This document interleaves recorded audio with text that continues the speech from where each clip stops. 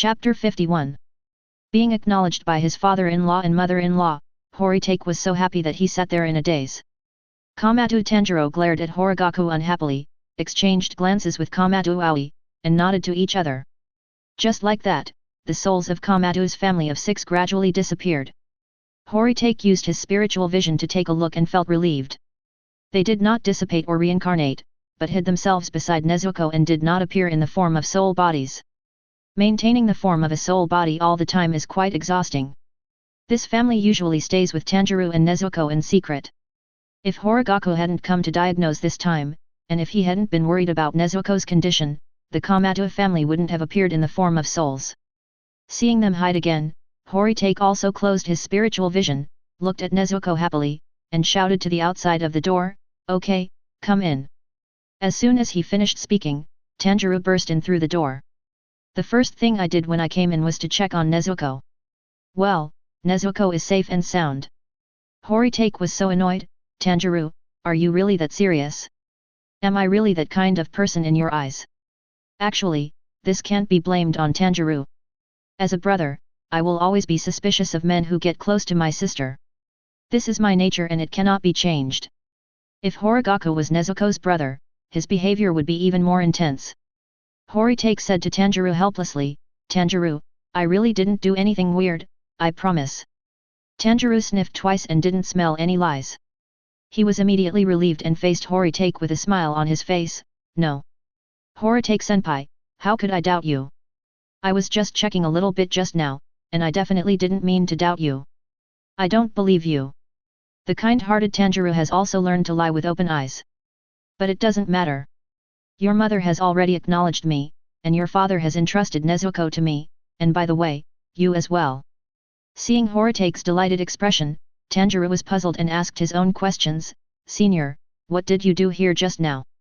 Well, how should Horitake respond? It's not okay to tell the truth, it will distract Tanjiro. It's no use lying, Tanjiro can smell it. At this time, a person's ability to tell lies will be tested. It requires half-truth and half-falsehood, a mixture of truth and falsehood, so that people cannot distinguish the truth from the false.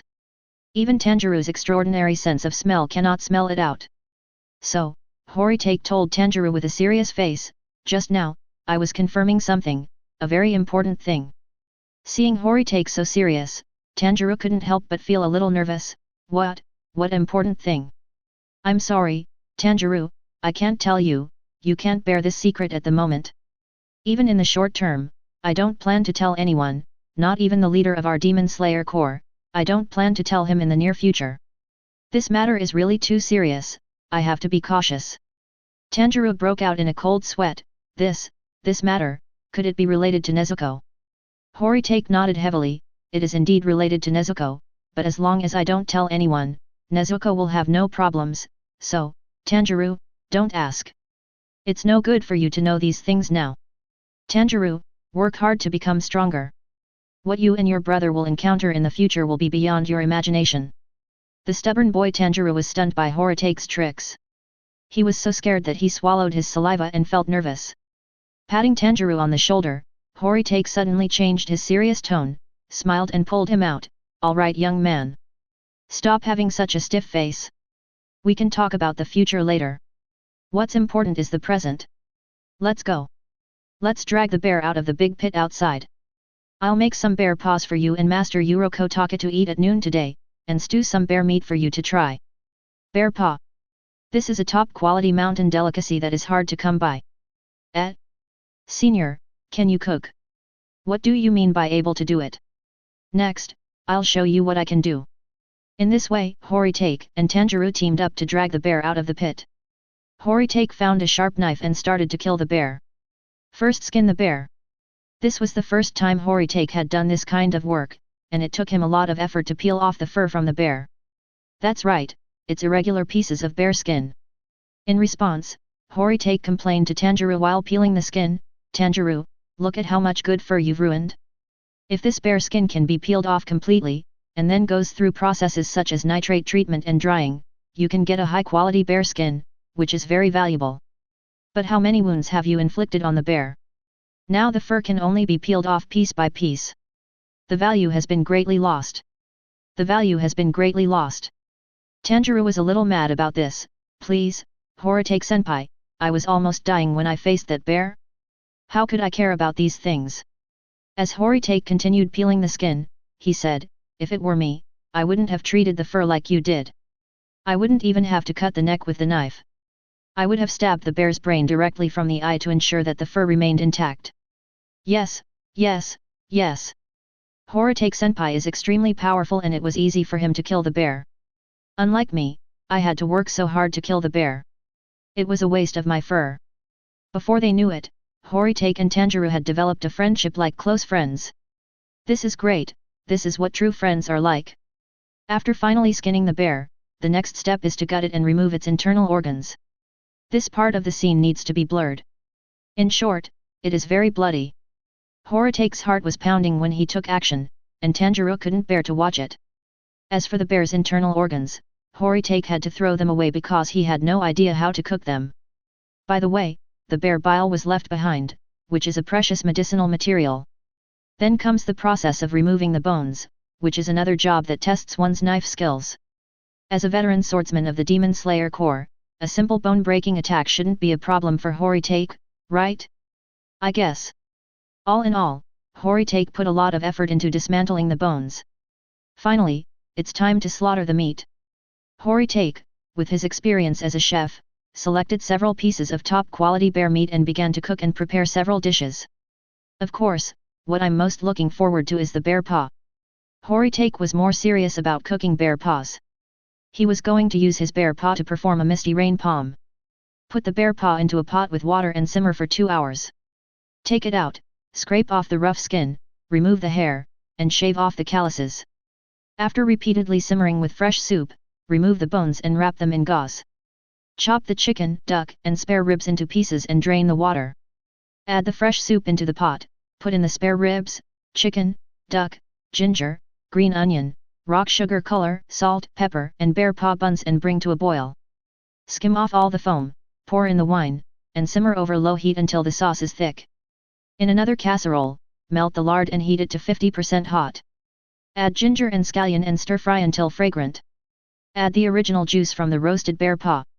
Unwrap the bear paw and put it into the pot. Chicken, duck, and spare ribs can be used separately. Cook over low heat until the juice is thick. Pick out the scallion whites and place them in the middle of a round plate. Place the bear paw face up on the scallion whites. Put sesame oil in the pot and mix it evenly. Pour it on the bear's paw. Stir-fry the broccoli and place it around the bear's paw. The above practices come from the internet. The conditions were poor, so Horitake certainly couldn't copy the recipe. He could only look for various alternative ingredients in the mountains to complete this misty rain Jianghe palm. Warm reminder, bears are protected animals in my country. Killing protected animals is against the law. Please do not imitate the plot in the novel.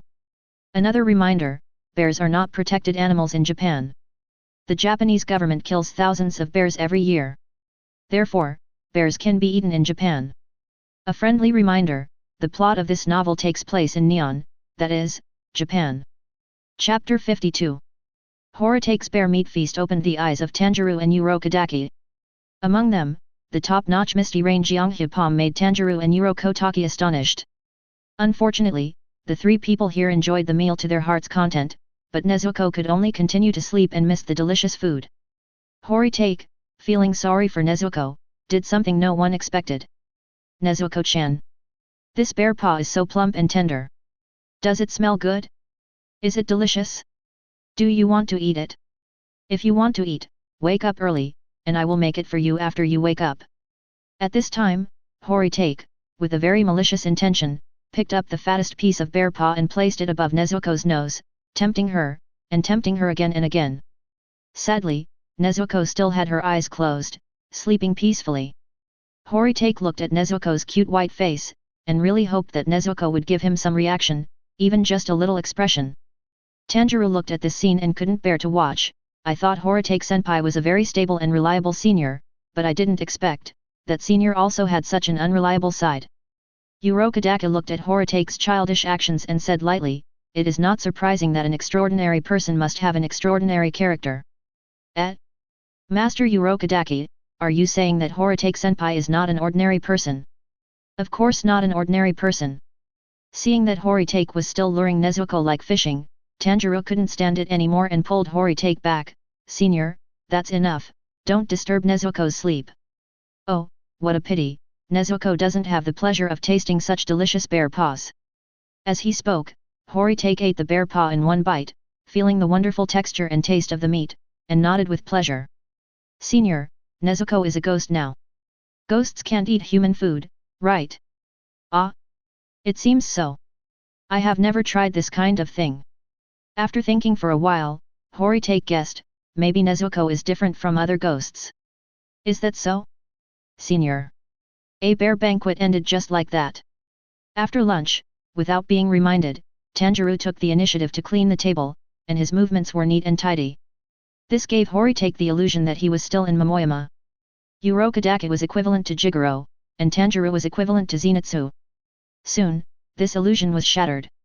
Not long after lunch, Tanjiro took the initiative to go outside for training with his samurai sword. Zenitsu, on the other hand, is definitely not self-conscious about training, and this is the difference between Zenitsu and Tanjiro. This afternoon, Tanjiro's main training item was swordsmanship practice. In addition to practicing the most basic movements such as swinging a sword, there were also actual combat drills on swordsmanship. Tanjiro's target of practice was Urokodake, and the two of them fought in the woods. Of course, Tanjiro is still very young now and is no match for Urokodake at all. He was kicked away by Urokodake after just a few rounds, and his samurai sword fell out of his hand. Tanjiro refused to give in and continued to kill with the knife. After a few rounds, Tanjiro was defeated by Urokodake, who put a knife to his neck. Keep going.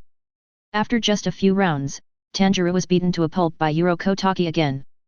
Horitake watched all this and felt a little sorry for Tanjiro. At the same time, Horitake was also impressed by Tanjiro's indomitable tenacity. He is worthy of being the protagonist. Maybe his strength is not up to standard yet, but his tenacity is really not to be underestimated. As long as he is given time to grow, his achievements will be amazing in time. Compared to Tanjiro, Zenitsu from Momoyama seems like a hopeless case. Thinking about how Zenitsu was always ready to fight to the death during training, Horitake felt a little disappointed. As expected, other people's children are better. After being defeated countless times by Urokodake, Tanjiro panted and got up from the ground. Seeing Horitake next to him, his eyes lit up and he suggested, "Senior, why don't you train me?" The air suddenly became quiet. Urokodake said nothing, and Horitake was dumbfounded. "Tanjiro, do you want to try sparring with me?" "That's right," Tanjiro said with certainty. Horitake was silent again. He looked at Tanjiro without saying a word. This kid, does he think he is a soft persimmon? He must be thinking that Horitake has just joined the Demon Slayer Corps not long ago, so his strength should not be ridiculously strong. Even if he can't beat Senior Horitake, at least he won't lose so badly, right? Could it be that Senior Horitake is stronger than Master Urokodake? Under the Tengu mask of Urokodake, the corners of his mouth kept twitching. "Tanjiro, you silly boy, I can't even see Horitake's strength, and you dare to challenge him? You really asked for it." Tanjiro didn't notice the unusual atmosphere, but raised his samurai sword and faced Horitake with a serious face. "Horitake-senpai. Come on. Now this silly boy doesn't even have the chance to regret." Urokodake sighed slightly, walked aside, and said to Horitake, "Horitake, let this kid see what it means that there are always mountains outside the mountains." Horitake nodded and smiled very kindly. He took off the brilliant blade from his waist, held the scabbard in his left hand, held the hilt in his right hand, faced Tanjiro, looked at the knife in his hand, and smiled more happily. "Wei Guang, haven't you been blaming me for keeping you depressed for the past 2 or 3 months? Now you have a chance to unsheath your weapon. This guy in front of me is a little brother that I have high hopes for. You must let him see your edge and my strength." My goodness! Horitake has been killing demons for 2 or 3 months, but his sword has never been unsheathed. Now, facing Tanjiro, Horitake is actually going to draw his sword. "Tanjiro, danger! Tanjiro, you have to be careful. This sword is called the Blade of Power, which is taken from..." Horitake's expression gradually turned cold. There are always creatures on earth who dare to face the power of thunder. Click! Horitake slowly drew out the Blade of Glory. When the brilliant purple blade of might and light was slowly unsheathed, the entire forest was enveloped in a cold air and light, and a thrilling aura slowly rose from Horitake. The moment the mighty light came out, Tanjiro's back began to feel cold and his spine began to shiver. He realized that he seemed to have made a very stupid decision. Urokaido looked at the blade whose power was gradually emerging, and felt solemn. In the distance, the two souls of Sabato and Makomo, who were watching the excitement, were struck by the cold light of the Wei Guang knife and felt uncomfortable all over. They quickly hid behind a big tree, and then they felt better. Sabato stuck his head out and watched the mighty light that was about to be unsheathed, in disbelief. Why do I feel like that knife can even kill ghosts like us? Makomo's face turned pale. I think so, but how is this possible? Finally, Horitake drew his sword, and the mighty blade in the style of a tang sword appeared completely in front of Tanjiro. Tanjiro faced Horitake and the blade of might. He felt the terrifying pressure and intimidation. He held the knife tightly with both hands and his body was tense. Horitake drew his sword and faced Tanjiro with a smile. In the Urokodaka hut, Nezuko frowned while sleeping. She felt that her brother was about to be in big trouble. Do you want to go over and help? Or should I just give up? I am about to reach a critical moment, and my brother is just going to be unlucky, not in crisis. Facing Tanjiro, Horitake did not use thunder breathing, but used that move, Swift Wind Sword technique, Wild Wind Absolute Slash. In an instant, Horitake flashed forward, and before Tanjiro could react, he aimed the aura in his hand at Tanjiro's head. Chapter 53. Horitake swung the mighty light in his hand and slashed at Tanjiro's scalp, using a move called Wild Wind and Absolute Breath Slash to strike out swiftly. Crack! Tanjiro's hair, which was a little too long, was cut off by Horitake's sword, and the broken hair was blown away by the sword energy and gust of wind. Boom! The violent wind caused by the wind of Absolute Slash shook the large trees behind Tanjiro violently. If you look from above, the dense tree tops are blown into a violent green wave by the strong wind, and this wave of wind is rolling and whistling away into the distance. Where is Tanjiro? The children were terrified. The unfortunate kid didn't have time to react at all. Apart from feeling tense all over, he felt a chill on his scalp. When he came to his senses again, Horitake had already appeared behind him. Tanjiro listened to the howling wind behind him, touched his head which had shortened significantly, turned around and looked at Horitake, stunned. Is this just the tip of the iceberg of Horitake-senpai? Why does he feel stronger than Master Urokodaki? Urokotaka said that your feeling is not wrong. It is hard to say if it was when you were young, but now I am old and I am afraid I am no match for Horitake. Horitake quickly sheathed his sword and looked at Tanjiro with a smile. Tanjiro, how do you feel? Tanjiro shook his head blankly. It doesn't feel good. Ha ha ha, if you don't feel so good, then work hard to become stronger. When you can fight with me for 2 or 3 moves, you will be almost ready to join the Demon Slayer Corps. As soon as he finished speaking, Horitake's system spoke in his consciousness. By the way, this system has been silent for some time. Ding! The host showed some of his strength in front of Tanjiro, allowing Tanjiro to see that there are always people better than you, disrupting fate and triggering the negative Kochuo effect, Tamayo's crisis. Hori's face changed immediately, and he complained to the system through his mind, whose crisis? Tamayo's crisis. That beautiful female ghost doctor. Exactly. What a joke. Horigaku almost yelled in his mind, Tanjiro and Tamayo have no intersection at all now, the two of them are not related at all. Tanjiro disrupted the fate, how could it affect Tamayo? The Kochuo effect is elusive, unpredictable and uncontrollable. Your sister. Even if the host scolds the system, it cannot change the fact of the negative Kochuo effect. Then why, when I found traces of blue-red spider lily on Nezuko before, such a major event did not trigger the Kochuo effect, but this small thing triggered the Kochuo effect instead. The host discovered the traces of the blue-red spider lily, which also triggered the Kochuo effect, but it was a positive Kochuo effect, and the system would not prompt good things. This time, a small incident triggered a negative Kochuo effect because destiny requires a balance between positive and negative. Every time a host triggers a positive Kochuo effect, there will definitely be a negative Kochuo effect to replenish the balance. This was the first time Horigaku heard this theory from the system. He was thoughtful, in that case, I have triggered a lot of positive Kochuo effects before, but because they are positive and good, you didn't remind me and didn't trigger the mission. The host is right. Horitake was helpless, and said to the system in a sullen voice, "Okay, that's it. Tell me, what kind of crisis will Tamayo face? What kind of mission was triggered this time?" Ding! The system issues a task. Please host solve the negative Kocho effect, Tamayo's crisis. The kind-hearted ghost Dr. Tamayo has been living in seclusion in Tokyo's Asakusa district, curing illnesses and saving lives while researching ways to turn ghosts back into humans.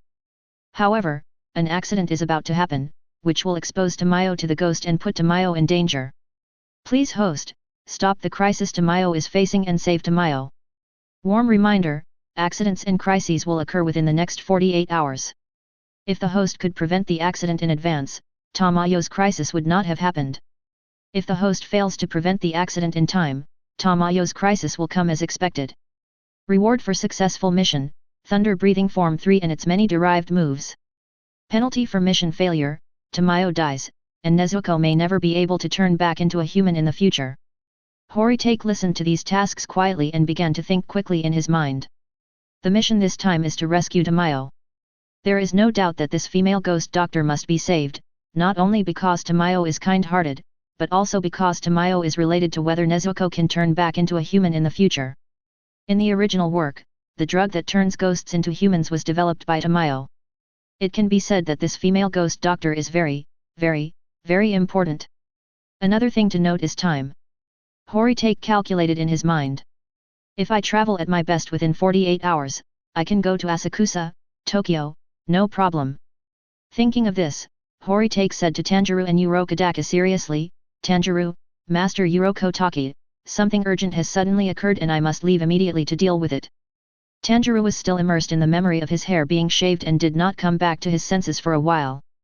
Urokodaka came over and said in a steady voice, "If it's urgent, then go ahead." Tanjiro reacted and said quickly, "Ah, yes. Horitake-senpai is now a member of the Demon Slayer Corps, so he must not be free as before. If there is anything urgent, go and do it." Horikako looked at Tanjiro and gave him one last instruction, "Take good care of Nezuko and train well with Master Urokodaka." "I will." Horitake exchanged another look with Urokodaka. Finally, Horitake looked into the distance, opened his spiritual vision, saw the souls of Sabato and Makomo, and nodded to them calmly as a farewell. Sabato and Makomo smiled and waved to Horitake. "There is no problem, I must hurry up." With a flash of purple electric arc on his body, Horitake quickly flashed to the east. The speed was so fast that it could not be overstated as lightning. Horitake maintained this speed and left Kujiri Mountain. Looking at Horitake's extremely fast back, Urokodaka sighed, it must be a very urgent matter. He even used his thunder breath to hurry on his way. Tanjiro was thoughtful, could it be that Horitake-senpai saw some future again and found it very urgent, so he rushed to solve it? It's possible. Tanjiro, you are getting close to the truth. Alright, Tanjiro, you've just seen Horitake's strength. You still have a long way to go to reach his level. Hold the sword tightly in your hand and let's continue training. Yes. Master Urokodaka. On the other side, Horitake was traveling at lightning speed, so fast that even his figure could not be seen. Only a purple lightning flash could be seen, flashing quickly between the mountains and forests. Anyone who sees this lightning would mistakenly think it is some kind of spirit or magic and would never imagine that it is a person traveling quickly. Horitake thought as he hurried on his way, Tamayo has lived for hundreds of years and is the ghost with the longest seniority. Even though she has been proficient in research for many years, her strength cannot be too bad. What could endanger her? There is no doubt that only an opponent who is at least as strong as Tamayo can endanger her. In other words, 12 Kizuki upper rank, or even Kibutsuji Muzan himself? Hopefully not Muzan himself. If that was true, he would have no choice but to abandon Yoshiro and run away with Tamayo. Chapter 54. Asakusa in Tokyo is brightly lit, bustling with people, prosperous business, and a thriving economy. After the Meiji Restoration, this place became increasingly prosperous and has become one of the most prosperous places in the entire Nihon, with some vague shadows of later metropolises. In such a prosperous place, there are ghosts hiding among the crowd. Not to mention ordinary people, I'm afraid even Kibutsuji Muzan would not have thought of this. Living in seclusion in Asakusa, Tokyo, is the ghost Dr. Tamayo and her little assistant Yoshiro. Among the many houses, Tamayo has a fairly large mansion. She uses her blood vampire magic to hide her mansion there, giving her the feeling of being hidden in the city. Tamayo's daily life is to read books and research, constantly studying ways to turn ghosts back into humans. In addition to his daily research, Tamayo occasionally goes out on busy nights. If Tamayo encounters a poor family who has no money to see a doctor while shopping, he will naturally lend a helping hand, provide free medical treatment to the family, and even give them free medicine. However, her little follower Yoshiro had some complaints about Tamayo's behavior. "Sir Tamayo, if you help these people too much, your reputation will spread among the people, and then our tracks may be exposed. Whether it is attracting the Demon Slayer Corps or attracting demons, it will be a troublesome matter. So please restrain your sympathy, Master Tamayo, we cannot expose ourselves." This is what Yoshiro often advises Tamayo. Tamayo always refused Yoshiro's advice with a serious smile. "Yoshiro, if we hadn't met these people, it would be fine, but after meeting them, how could we not lend a helping hand? You are worried about my safety and advise me to put away my sympathy. I cannot accept this. Back then, it was precisely because of this compassion that I agreed to turn you into a ghost, wasn't it?" Yoshiro was speechless. "If it weren't for Tamayo's sympathy for me and my earnest pleas, I would have died of illness long ago. It was because Lord Tamayo turned himself into a ghost that he was able to survive. Although he has become a ghost, Yoshiro, like Tamayo, only needs a small amount of blood to survive and does not need to eat human flesh and blood." After being refuted by Tamayo with her own personal experience, what else can Yoshiro say? There is no other way but to be more vigilant the next time Tamayo lends a helping hand. Unfortunately, Yoshiro's strength is limited. No matter how cautious and careful he is still inevitably exposed. Just tonight, Yoshiro accompanied Tamayo to go shopping to relax, and while they were walking, they met a poor family who had no money to treat their illness. Of course, Tamayo would not stand idly by and lend a helping hand to the family. Yoshiro did not try to persuade her. Like a loyal servant, he followed and guarded Tamayo the whole time, carefully observing the surrounding situation and alerting Tamayo to any possibility of being exposed. Just like before, in a dilapidated house, Tamayo saw the little girl lying on the sickbed. After some diagnosis, there is hope. Tamayo quickly rescued the little girl and gave her medicine for follow-up treatment. The family is also very grateful to Tamayo. On the sickbed, the sick and dazed little girl woke up slightly from her coma. The first thing she saw was this beautiful and gentle woman. Although she was sick and confused, when the little girl saw her family's gratitude to Tamayo, she knew that this beautiful female doctor was her lifesaver. She opened her mouth and thanked Tamayo somewhat weakly. "Beautiful sister, thank you. If we really talk about age, Tamayo, who is already hundreds of years old, is not the girl's sister. Of course, Tamayo has always maintained a beautiful face of less than 20 years old, so it is very appropriate for the children to call her beautiful sister." At least Yoshiro, who was standing next to him, was very satisfied when he heard this name, and the impatience and vigilance on his face softened a little. Tamayo walked over, gently stroked the little girl's forehead, and comforted her. "You will recover soon.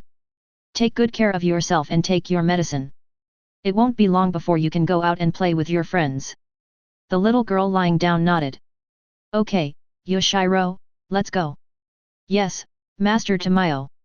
And just like that, Tamayo and Yoshiro left amid the family's constant thanks. Even when leaving the house, Yoshiro still followed Tamayo closely, observing his surroundings vigilantly, as if someone owed him a few $100s. Yoshiro like this made Tamayo laugh. "Yoshiro, there's no need to be like this, right?" Yoshiro said seriously, "Protecting Master Tamayo's safety is the meaning of my existence. It's not as serious as you say. This place is close to the downtown area, there won't be any danger. Okay, let's go." "Yes, Tamayo-sama." It turns out that Tamayo was a little too optimistic. Facts have also proved that Yoshiro's strength is not enough. Even though he was so vigilant and careful, he still missed an important threat. They didn't notice that a pot with a twined flower pattern on it that looked very valuable had appeared on the roof of the house they had just visited. It is called a pot, but it is actually just a large bottle or jar. In order to sound more noble, it is given the name of a pot, or even called gyoko. A ghost, a very disgusting, perverted, and deformed-looking ghost, like Aladdin's genie, came out of this gyoko. This ghost is completely white, with yellow eyeballs, green lips, purple fins on the top of its head, a mouth where its eyes should be, eyes on its forehead and mouth, and several baby-like arms growing from its head. This ghost is none other than 12 Kizuki's upper 5, Gyoko.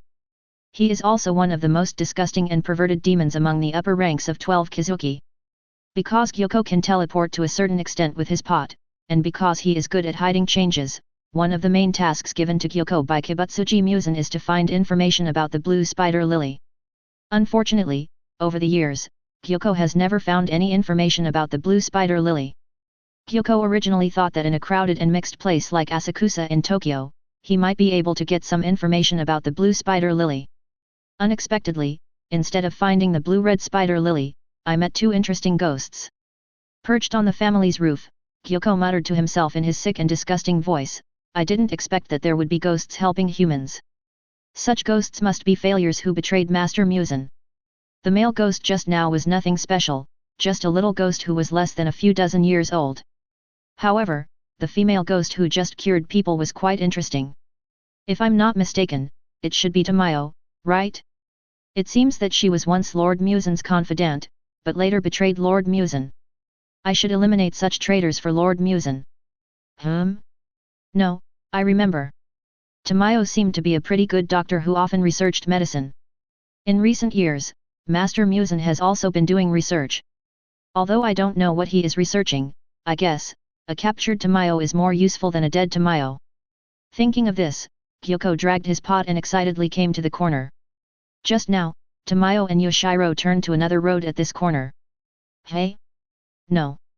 Gyoko was surprised. They had just turned around, but now they were gone. The perverted Gyoko laughed instead of getting angry. His voice was sad and scary, he. As expected of Master Muzan's former confidant, he is indeed not a simple person. But it doesn't matter, it's just the Asakusa area, just look carefully and you'll find it eventually. Chapter 55. In this way, Gyoko, who accidentally discovered Tamayo's whereabouts, began to look for her in the Asakusa area of Tokyo. He wanted to capture Tamayo alive and present Tamayo to Kibutsuji Muzan. As Gyoko began to search, the system gave Horitake, who was on his way, a reminder, ding. Friendly reminder, Tamayo's accident has occurred, but Tamayo's crisis has not yet occurred. The system estimates that the crisis will occur within 48 hours. Damn it, you've been such a jerk within 48 hours. The last second of 48 hours also counts as within 48 hours, and now also counts as within 48 hours, can't you give me a definite answer like you did for the first mission? Give me a countdown? Ding. The Kochuo effect is unpredictable and uncontrollable. It's the same trick again. Get out of here. After cursing at the system in his mind, Horitake quickened his pace and rushed to Tokyo. Meanwhile, Gyoko is looking for Tamayo in Asakusa, Tokyo. On the other side, Tamayo and Yoshiro went back after treating the little girl. They didn't know yet that Gyoko had already set his sights on them. A night passed and nothing happened. Tamayo and Yoshiro didn't feel anything unusual. Gyoko hasn't found Tamayo yet, but he has narrowed down his search. Since he couldn't get out during the day, Gyoko planned to continue searching at night. Horitake also successfully arrived in Asakusa district of Tokyo in the morning. Looking at the bustling and prosperous urban area, one can vaguely see the shadow of a future metropolis. Horitake was not in the mood to walk around the city. Instead, he climbed up the tallest building in Asakusa district to look into the distance, while turning on his spiritual vision to observe the entire Asakusa district. Excuse me, why did Horitake climb so high?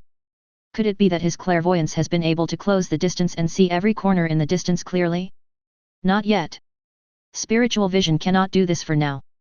However, Horitake's current spiritual vision can break through delusion, that is, see through illusion and see through the truth. Horitake vaguely remembered that Tamayo's blood demon magic could confuse people's minds and create illusions. She also used the special ability of her blood demon magic to cover her own mansion in the blood demon magic barrier, thus living in seclusion in the city. Therefore, whenever Horitake climbed to a high place and looked far into the distance, taking in the entire Asakusa area, if he found any place shrouded in fantasy, that place would most likely be where Tamayo was. Hey? Found it! After scanning around, Horitake really found a place that seemed real and illusory, and it looked unusual. He leaped off the building. At this time, he didn't care about keeping a low profile.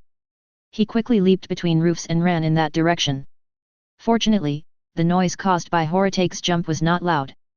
People in Tokyo are generally busy and would not look up at the sky unless necessary, so no one noticed Horitake. Landing lightly on a roof, Horitake quietly looked at the houses in front of him. On the surface, these houses are just like the surrounding ones, ordinary residences, but in fact. Spiritual vision. Horitake opened his spiritual vision and took a closer look. It turned out to be an illusion barrier, and the real situation inside was not what it seemed. Through clairvoyance, Horitake saw the weak point of the illusion barrier and sneaked in silently. Tamayo, who was maintaining the blood demon barrier, was completely unaware. After entering, the scene was indeed different. It was no longer a few houses as it seemed on the surface, but a large mansion in a large courtyard. Standing in the corner, looking at the decoration of the courtyard of this mansion, Horitake couldn't help but complain, it seems that Miss Tamayo has made a lot of money over the past few hundred years. To buy such a house and garden in Asakusa district in Tokyo. As far as I know, only the Yubayashiki family can afford it easily. Ordinary people simply don't have the financial resources. Well, let me see. As expected, although the mansion is large, no one lives on the first, second, and third floors during the day. Miss Tamayo should live in the basement during the day. Through psychic vision, Horitake saw that this mansion had a large underground area. It was daytime now, and there were signs of two ghosts moving around in the basement. Should I say that they are worthy of being Miss Tamayo? The auras of the two of them are indeed ghosts, but they are very different from other ghosts. It seems that this is the difference between ghosts that only need to drink blood and ghosts that must eat humans.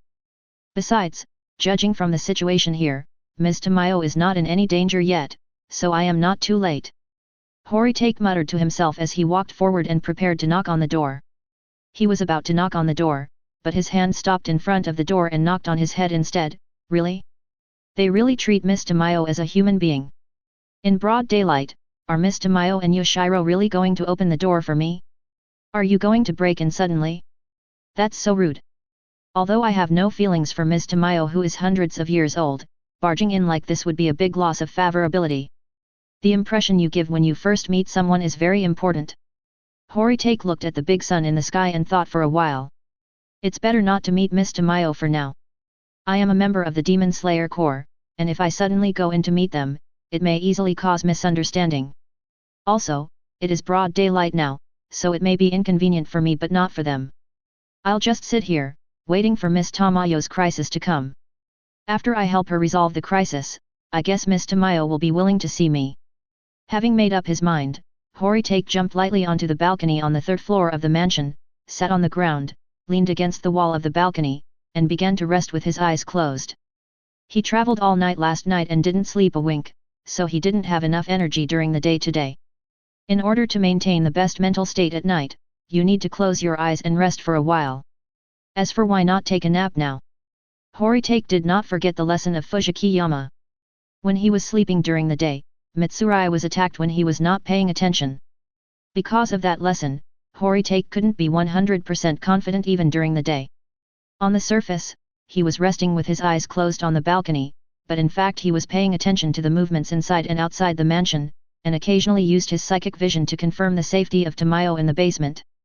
Ah, Yoshiro's safety is incidental, he doesn't have the same importance as Tamayo.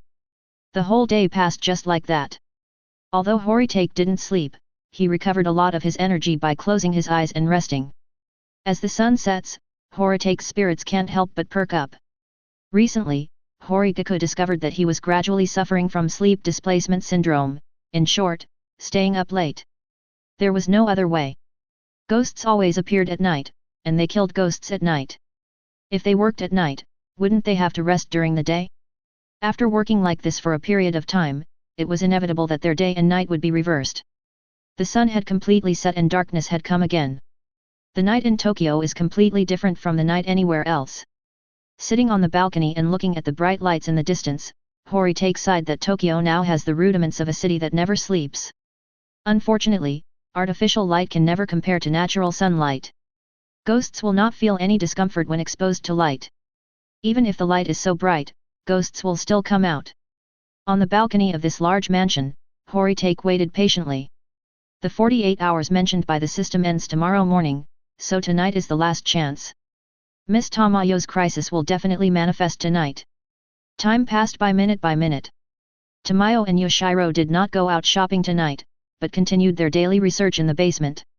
Horitake was waiting very patiently. Suddenly, he opened his eyes and looked towards the courtyard of the mansion. At some point, a pot appeared at the entrance of the courtyard. Chapter 56. When Horitake saw the pot suddenly appear at the entrance of the courtyard, he felt relieved. It turned out to be this guy, Gyoko from 12 Kizuki Upper 5. That's not a big problem. It's not that Horigaku looks down on Gyoko, it's just that this guy's performance is a little unworthy of his reputation. In the original novel, this guy is ranked among the upper ranks, calls himself an artist, is loyal to Muzan, and has a strong presence, but in reality. In fact, the combat capability of this perverted ghost is very worthy of consideration. In the original novel, Gyoko was killed by Tokikairo Toki, who had opened his mark. With this said, everyone now knows what level of combat power Gyoko is, right?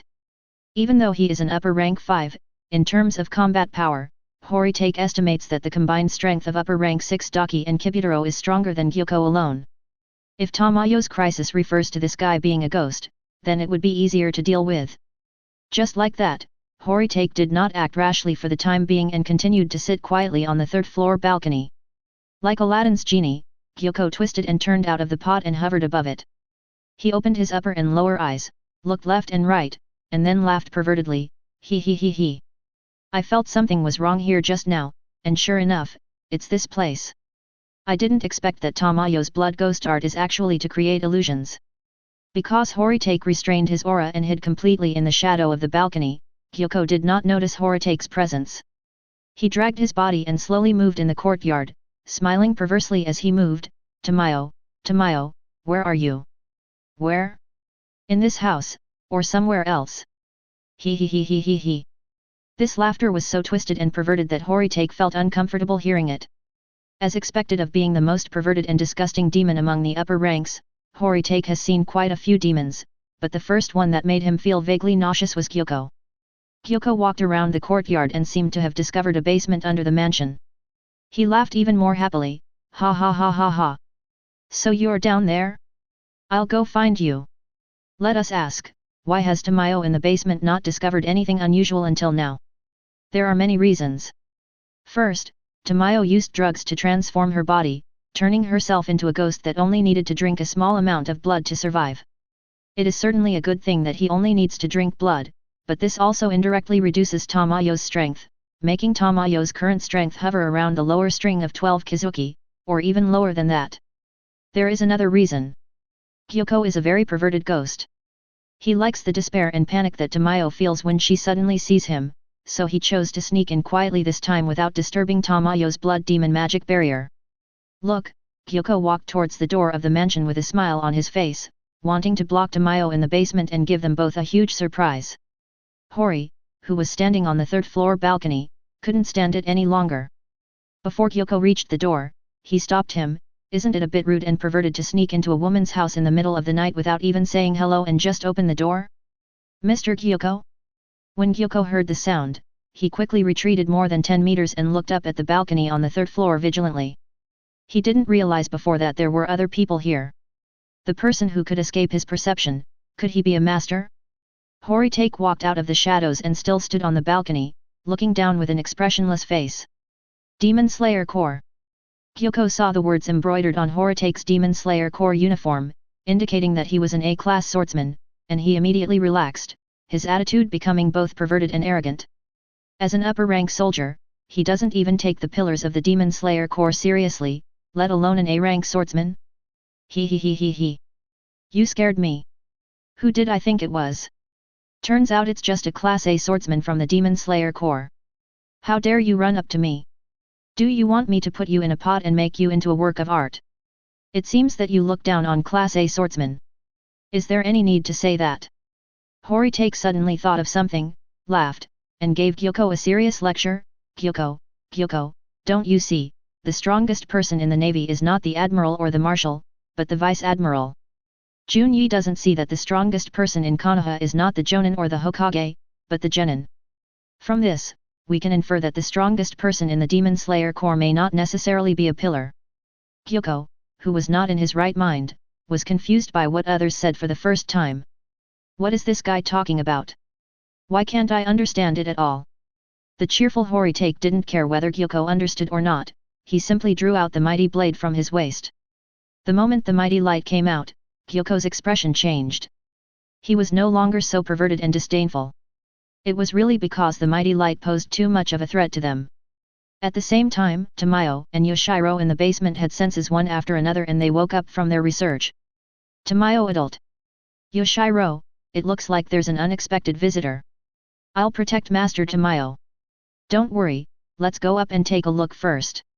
Without saying a word, Horitake drew out his mighty sword and activated his heavenly thunder breathing.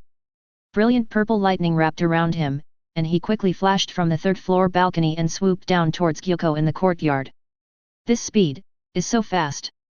Feeling the threat coming towards him, Gyuko did not hide his weakness, and directly transformed from his normal state like Aladdin's lamp spirit, and emerged from the pot into a complete form that looked like a snake and a fish. He stretched out his webbed claws and blocked it in time. Clang! The purple lightning shone with Gyuko's claws, and the two sides collided with bright sparks and a huge roar.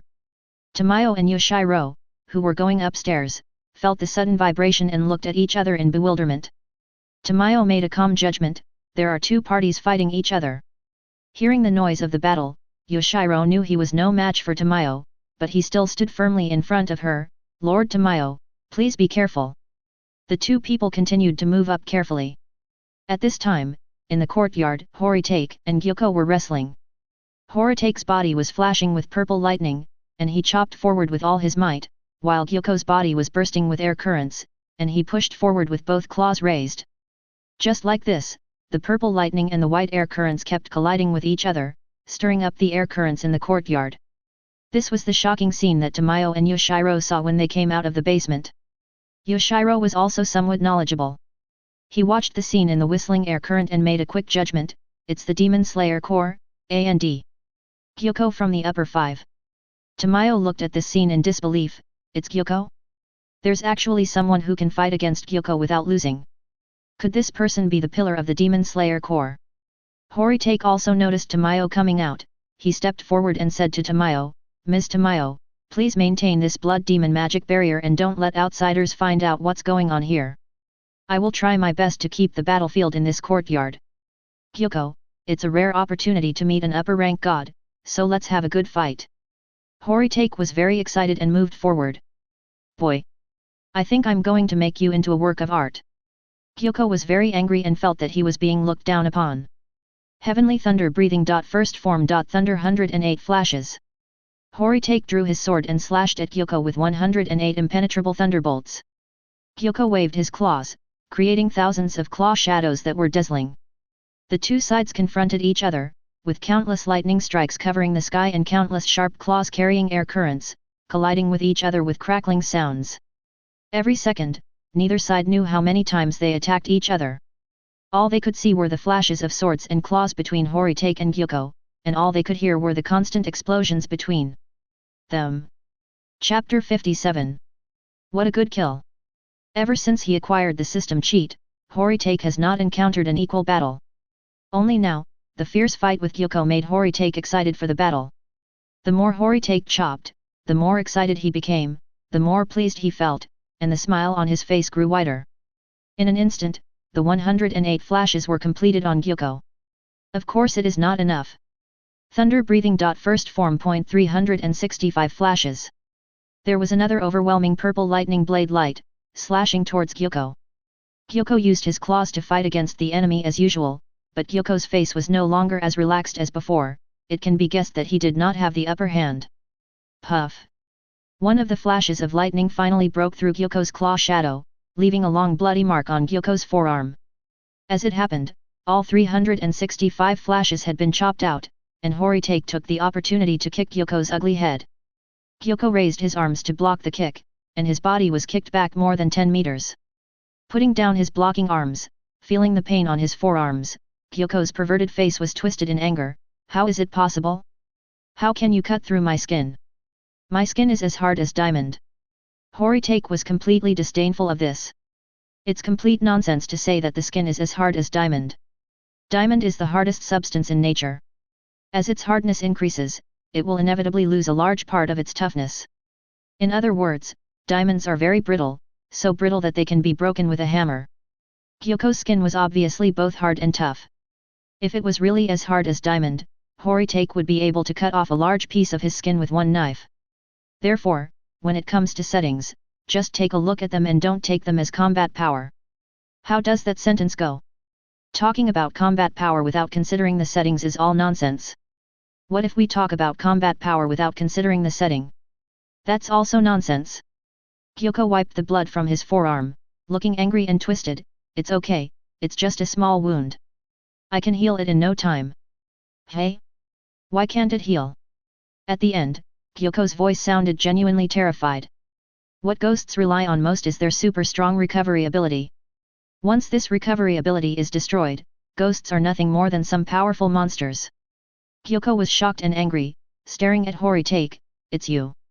Did you put some poison on the knife? No. Lightning. There is something wrong with your lightning.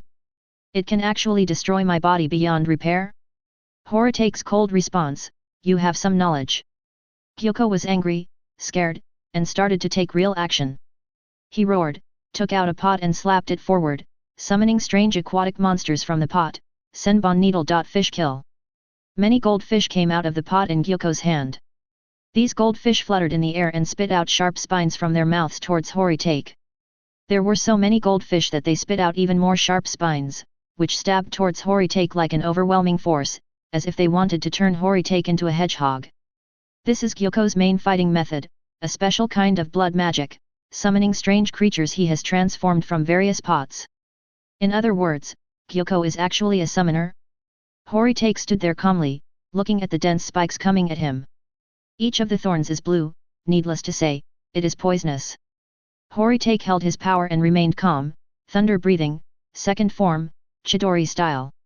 Along with the chirping of countless birds, a dense layer of purple lightning flashed on the surface of Horitake's body, covering his body and achieving complete defense. A large number of spikes pierced the lightning defense, and all of them were turned into charred ashes. Then, Horitake swung his sword again, and the lightning on his body was thrown out, forming a huge lightning net, which electrocuted all the goldfish flapping in the air. This time, it feels a bit like some criminals going to the fish pond to electrocute fish. While Kyoko was surprised, Horitake took advantage of the situation and continued to attack. Thunder breathing. First form. Super speed. Electric arcs flashed on Horitake's body. At this moment, his speed was really like that of the Flash. He rushed to Kyoko's right side in an instant, carrying the power of Shining Thunder, and cut towards Kyoko's right arm. After all, he is an upper rank, so although Kyoko did not react to Horitake's speed, he was able to react to Horitake's attack to some extent. Without saying a word, he threw away his art pot and pulled his hand away to defend himself. Little did he know that Horitake's target was not Kyoko's arm, but the pot in his hand. The focus of the vampire magic ritual that Kyoko uses to summon attacks is to summon a pot that can produce things. If his pot is not destroyed, things may continue to be summoned from the pot. Crack! Kyoko's pot was chopped into pieces by Horitake's sword. Seeing the broken pot, Kyoko was angry, really angry. How dare you destroy my artwork? I won't forgive you. Kyoko angrily clawed at Horitake, trying to tear Horitake's head apart. Horitake responded tit for tat, with purple electric light flashing on his body. He swung a knife and slashed at Kyoko. Boom! The ghost claws and the mighty light collided violently. It caused a violent roar and a terrible impact. The entire courtyard was swept away by the impact, and the surrounding flowers and plants were almost overturned.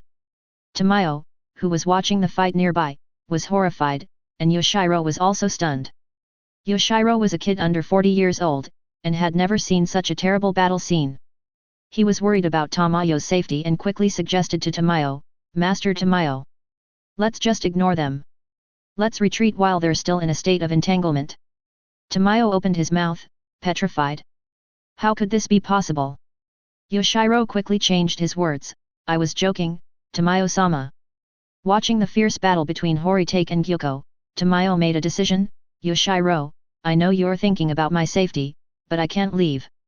Although I don't know this gentleman from the Demon Slayer Corps, he obviously knows me.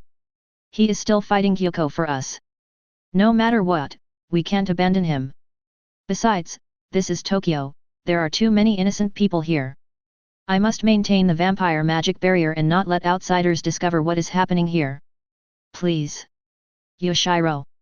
As Tamayo's #1 licker, how could Yoshiro resist Tamayo's request?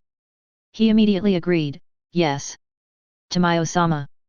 Over there, the battle between Horitake and Gyoko became more and more intense. Every move and every style left deep marks on the ground. After only a few rounds, Tamayo's courtyard was already in ruins. It was a rare opportunity to meet a decent opponent, and Horitake became more and more excited in the battle. His offensive became more and more fierce, with bursts of cold light and flashes of purple lightning in his hands, greeting Gyoko in all directions. Because Horitake's lightning caused irreparable damage to the demon, Gyoko did not dare to confront it head-on and could only dodge and block. This is really disgusting. Gyoko transformed his body to be like a fish and a snake, so that every joint of his body could twist 360 degrees. Therefore, Gyoko's dodging was slippery, twisted and fast, and Horitake was really hard to chop for a while. Gradually, Horitake also changed his strategy and stopped blindly fighting in close combat. Thunder breathing, second form, Thunder Beast chasing Fang. With a powerful wave of his hand, purple lightning flashed and gathered, forming 4 wolfhounds composed of lightning. The lightning wolfhounds howled and chased after Gyoko. Gyoko was startled and reacted quickly, tearing at the Thunder Wolfhound with his 2 claws. Boom! Who knew that the torn-apart Thunder Wolfhound actually exploded? The exploding lightning blew Gyoko away, and the remaining 2 Thunder Wolfhounds pounced directly on him, biting him madly. Chapter 58. Gyoko, who was knocked over by the explosion, was pounced on by 2 Thunder Wolfhounds, who pinned him down and started biting him. Gyoko felt pain and yelled angrily, "Get lost!" Then he tore the lightning wolfhounds off his body one by one with his claws. However, Gyoko forgot the lesson he had just learned. The torn Thunder Wolfhound would explode. As expected, the 2 lightning wolfhounds also exploded. Gyoko was enveloped by 2 balls of exploding lightning. He let out a scream. Good opportunity. Thunder breathing, second form, Chidori.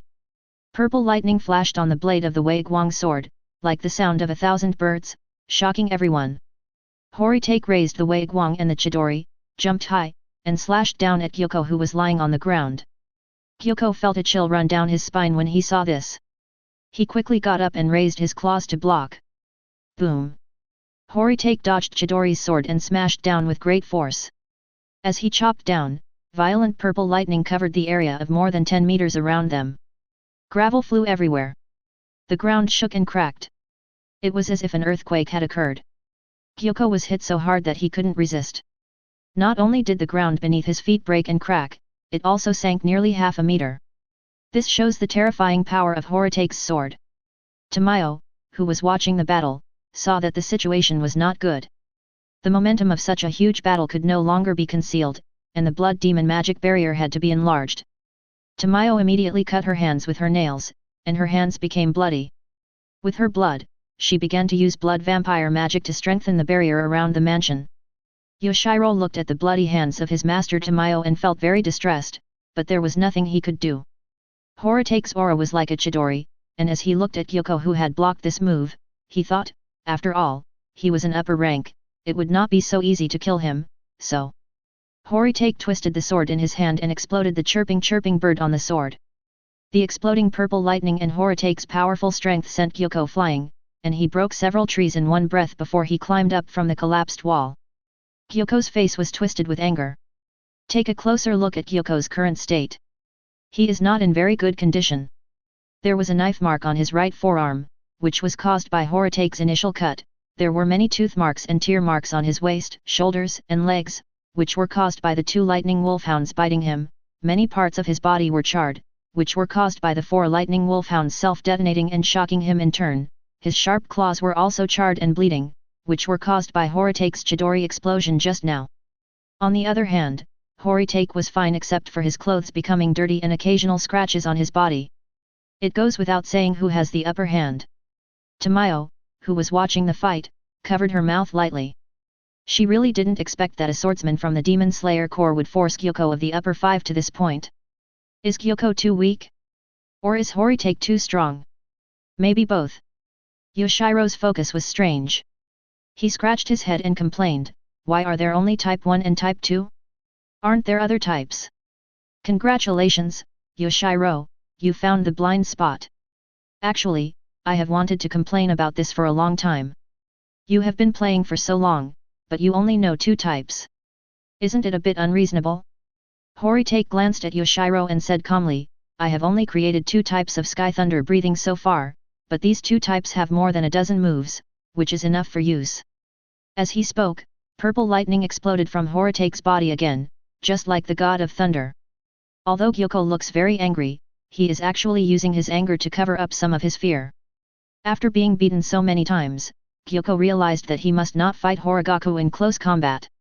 He was not good at close combat, and if he continued to fight in close combat, he would die. He must use the blood vampire magic that he is best at, summoning. Roaring and with a distorted face, Gyoko pushed forward another pot, actually a jar. Octopus hell. Pugu pugu. An octopus as big as a house crawled out from this narrow pot, and its 8 huge octopus legs strangled Horitake. At first glance, it looked very oppressive. Horitake sneered, I really like eating takoyaki, thunder breathing, second form, Chidori style. A lightning web like the chirping of a chirping bird flashed across Horitake's body again. The giant octopus wanted to strangle Horitake, but just as it got close, it was electrocuted by the strong voltage. The giant octopus twitched and twisted due to the electric shock. While doing this, Horitake also observed for a while. The tentacles of this octopus are soft and elastic, which is indeed a trouble or nightmare for those who are proficient in physical skills or use physical attacks more often. Unfortunately, Horitake is good at playing with thunder, so dealing with this thing is too easy. Thinking of this, Horitake increased his output, and the terrifying lightning immediately electrocuted and burned the giant octopus. The giant octopus curled up into a ball, and its body was somewhat cooked by the high temperature of the lightning. It actually gave off a fragrance similar to that of takoyaki. At some point, Gyoko leaped high up and appeared above Horitake. In his hand, a pot appeared, and this pot was turned upside down towards Horitake, blood hell bowl. A large amount of blood-colored water gushed out from the pot, instantly covering Horitake's entire body. The water formed the shape of a huge pot bowl, trapping Horitake firmly inside. Horitake stared, held his breath, and stretched his legs and arms inside. The water wall is so tough that no matter how strong you are, it would be difficult to break free. Moreover, if you stay in it for a long time, you will drown. Wait a minute. Isn't this a replica of the water prison technique? Similarly, this thing is not afraid of physical attacks, but is afraid of magical attacks. A large amount of purple lightning flashed from Horitake's body again, and the blood hell bowl was struck by the purple lightning and began to become unstable. However, Gyoko had no intention of using this trick to trap Horitake. His goal was actually... Gyoko rolled over and landed on the ground, quickly rushing towards Tamayo over there. His goal was very clear. If he couldn't defeat Horitake, he would capture Tamayo. It would be more cost-effective to take Tamayo as a hostage or just capture Tamayo and run away. Tamayo was surprised to find Gyoko rushing towards him. Yoshiro stood in front of Tamayo without saying a word. Seeing this, Horitake got angry. You dare to play a trick on me? The purple lightning on Horitake's body surged.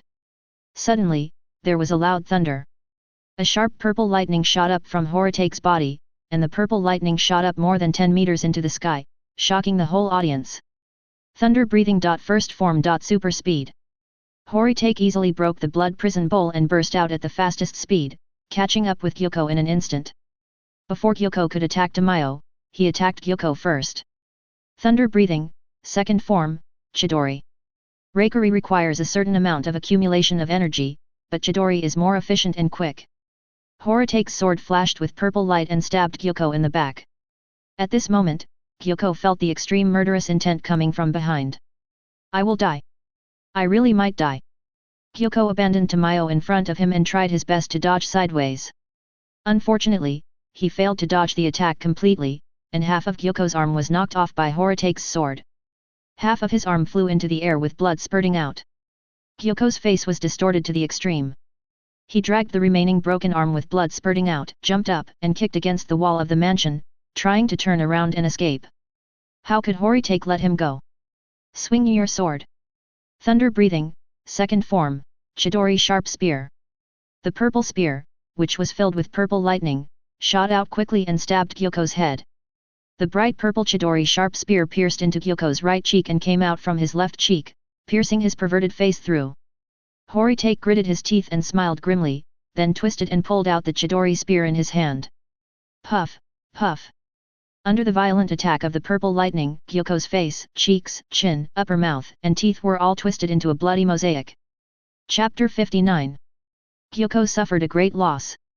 While Horitake pulled out the Chidori sharp spear from his face, he twisted the electric strike at the same time, destroying 1/3 of his entire head. Fortunately, the remaining 2/3 of Gyoko's head, which occupied the cervical spine and brain, were not injured. If these two places are also destroyed by Horitake, then Gyoko can basically be declared a failure. Even so, Gyoko's current condition is quite miserable.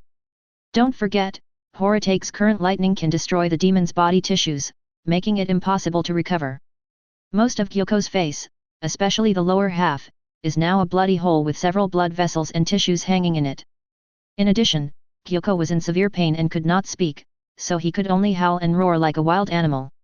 All the above factors have resulted in Gyoko's current condition being both terrible and terrifying. When Gyoko looked over here with the only eye left on his forehead and a half-open face with a big bloody hole, Yoshiro was so scared that he trembled. At this moment, the malice and murderous intent in Gyoko's only remaining eye were self-evident.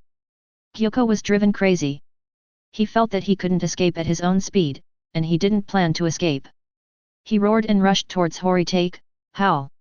Translation: kill the fish scales. This is a move Gyoko uses for guerrilla assault. He uses the smooth scales on his body to turn his body into an afterimage, and quickly moves around Horitake, taking the opportunity to attack. This kind of dazzling body movement, if encountered for the first time, it is indeed easy to be flustered, but... Spiritual vision, open. Horitake turned on his spiritual vision, and in his sight, all time seemed to slow down, and Gyoko's high-speed movement trajectory was seen clearly. Sometimes, clairvoyance is simply a bug, allowing one to see souls, curses, partial perspective, and the environment, and now there is also super dynamic vision. This is simply a combination of a weakened Sharingan and a weakened Byakugan. With the use of clairvoyance, all of Gyoko's movements were exposed. Here it comes. In less than 1/10 of a second, Gyoko will appear on my right side, grabbing the right side of my neck, trying to tear my head off. It's a nice thought. Finding the right opportunity, Horitake's hand flashed with lightning and he struck to the right. Ah! Gyoko screamed, and before he could do anything, he was hit hard by a knife. The knife cut from his left shoulder to his right ribs, and the wound was very deep and long. There is no doubt that Gyoko cannot recover from this injury. How is this possible? How did he predict my movements? Gyoko was about to collapse and quickly retreated to avoid it. At the same time, a lot of blood was flowing out from his half-broken bloody face. In fact, it was a further injury caused by Horitake's knife that caused Gyoko to vomit blood profusely. The lower half of Gyoko's face had long been gone, and there was now a big bloody hole where his face was. In addition, the blood he spat out came directly from his throat, so it looked like the big bloody hole was bleeding again. Gyoko felt that his current situation was quite dire and he had to make a final effort. It has come to a life and death situation, and the remaining trump card must be used. Roar. Translation: 10,000 sliding fish. This is Gyoko's killer move. Gyoko took out 10 pots with fish patterns in one go, and summoned 10,000 sharp-toothed fish from the pots. These 10,000 sharp-toothed slime fish are all ferocious piranhas that can bite off the flesh and bones of their opponents. Moreover, after being killed, these slime fish will splash out highly poisonous body fluids, and the toxins can enter the opponent's body through the opponent's skin. This move is so vicious and cruel, it is Gyoko's desperate move. Horitake looked up, unmoved by the endless stream of sharp-toothed fish that were directly covering and pressing him. Yoshiro behind him was terrified. If this move came at them, there wouldn't be even a bone left of the three of them, right? Yoshiro wanted to protect Tamayo and escape, but it was too late. Horitake remained calm, as he was least afraid of this tactic of winning by quantity. To deal with this kind of tactic, it is useless to break through it with a single move. You can only fight face to face and use your ultimate move to attack back and kill all these 10,000 sharp-toothed sticky fish.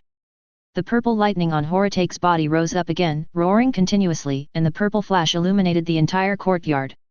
Heavenly Thunder Breathing, Second Form, Thunder Tiger All Kill. Horitake swung his sword forward. As he swung the sword, the surging purple lightning condensed into two tall purple lightning tigers. These two purple thunder tigers, which were as big as small houses, roared to the sky and rushed towards the 10,000 sliding fish that were rushing towards them. In terms of size, the two colorful purple thunder tigers are slightly smaller than the 10,000 sliding fish. In terms of quality, the condensed terrifying thunder is definitely stronger than a group of fish. Finally, the two sides' ultimate moves collided, and amid the roar of thunder and lightning, the two purple thunder tigers almost chopped and burned all the tens of thousands of black sliding fish to pieces. It's no big deal if a few fish slip through the net occasionally. But the 10,000 slides and fish are not over yet. Although the purple thunder tiger destroyed 10,000 slippery sliding fish, at the same time as these 10,000 sharp-toothed sliding fish were destroyed, a large amount of poison burst out of their bodies. The poison splashed in all directions, poisoning everything around. Horitake and Tamayo and Yoshiro behind him were also covered by this large area of venom. Horitake took his time and continued to use the defensive move Chidori Ryu, and this time he changed his form and deployed an electric net like Chidori Ryu to block a large area in front of him. Sure enough, the spurting venom was completely blocked by the Chidori Flow electric net, and at the same time, the venom was also evaporated by electric shock. Kyoko's final move ended in vain. Horitake hasn't forgotten the person who started it. At this time, Kyoko, dragging his seriously injured body, wanted to escape. Can he escape? Just now, his speed in his prime was not as fast as Horitake's, let alone now. After all, he is one of the upper moons, so Kaigaku decided to give him some respect and give him a big move to send him on his way. Boom boom! The purple lightning on Horitake's body rose and roared again, and a large amount of lightning even rushed into the sky, higher than the roof of the 3-story building. If Tamayo hadn't been using the blood demon magic illusion barrier to cover the area, the strange vision here would have surely alarmed the entire Asakusa area. Horitake stands with his sword drawn, thunder breathing, second form, Reikari. The lightning that shot up into the sky converged back and condensed on the blade of the mighty light, turning the mighty light into a purple lightning blade. Horitake flashed and rushed out, slashing at the staggering Kyoko. Kyoko saw it all. However, with his seriously injured body, it was too late for him to dodge or resist.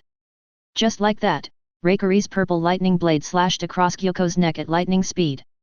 I am not very satisfied with the writing of these chapters about battles. Mainly because the battle momentum was not strong enough. Daki's battle with Kifutaro destroyed the entire flower street, and the battle with Kyoko was only held in Tamayo's courtyard, so I think this battle was not powerful enough, which was unworthy of Kyoko's status as an upper rank 5. But there is no way, the battle takes place in Tokyo, the political and economic center of Japan.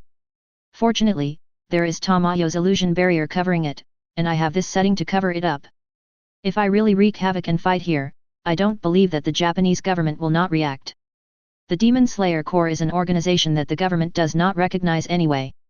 If Horitake makes things worse and causes a large number of serious casualties, how will the Demon Slayer Corps end up? Well, they might even be directly defined as an illegal terrorist organization. So there is no other way, these chapters can only be written like this. Sorry, readers. Chapter 60. Horitake's purple lightning blade smoothly cut off Kyoko's neck. This Reikari move can be said to be Horigaku's strongest move at present. It would be strange if this move could not kill the seriously injured Kyoko.